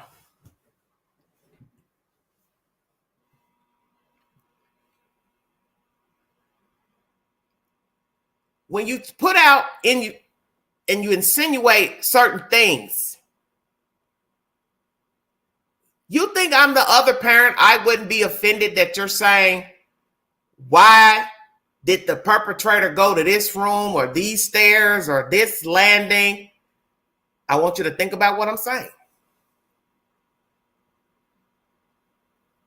How do you think that sounds to the other family members? Why the perpetrator went over here or went over there? Just think about that for a second. Maybe in your spirit you think, well, I'm meaning well because I want people to know what I think happened in that house. But what you're saying is, if I think a other child was the target, then why is my kid dead?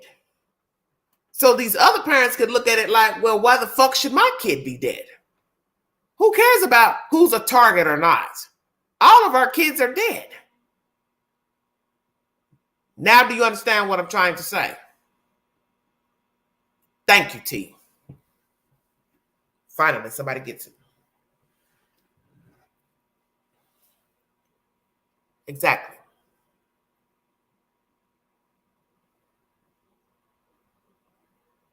Exactly. He shouldn't keep talking. Because in the end, that's offensive to the other parents. Because the person didn't have any right to kill any of the kids. That's his idiotic reasoning for, whatever it was, why he killed these kids. Whether one was the target or not, it really doesn't even matter because 4 are dead. You can't logically explain killing 4 damn people. To say, well, really, I didn't like this one, or I didn't like this one, but I killed the damn friends because one was in the bed or one was in the kitchen, 2 was in the bed. Well, I just killed them both. Well, explain why you killed the other 2 then. So if Kaylee was the target, Maddie was the target, what the hell does Ethan and Xana have to do with it? And when you sit up and you say something like that, where the killer shouldn't have been roaming around, he didn't have no business in the house in the first damn place to be killing any damn body. That's the point. But it's neither here nor there because we're not the killer.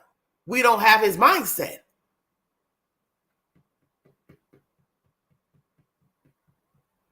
You just have to be careful what you say because you may offend the other parents. And I think I would be offended because I'd be like, well, damn, you think my kid should have died because some fucking fuckface has a problem with my kid? Whether they knew my kid or not, that's still my kid. He stole the life of my kid. Nobody had the right to kill my kid.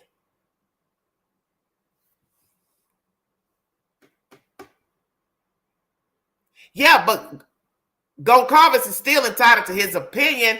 Doesn't mean whatever his opinion is right.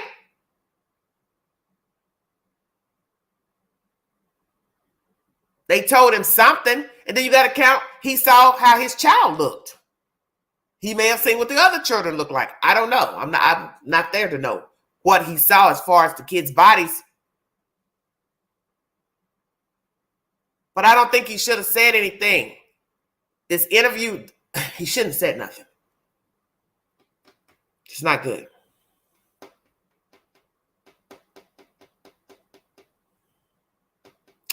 I've counted 4 interviews from the other 3 families. As I said, 27 from Kaylee's. My paralegal friend in Spokane said that his family has actively gone against all advice given by L.E.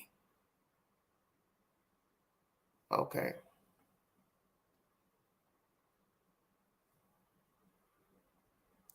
There's nothing any of them could have done to deserve this type of consequence. That's my point I'm making. That's why it's not a good idea to say anything about bodies not matching up and who shouldn't have walked where in the house. The perpetrator didn't have any business being in there anyway. That wasn't his house. He had no business in that house messing with those kids.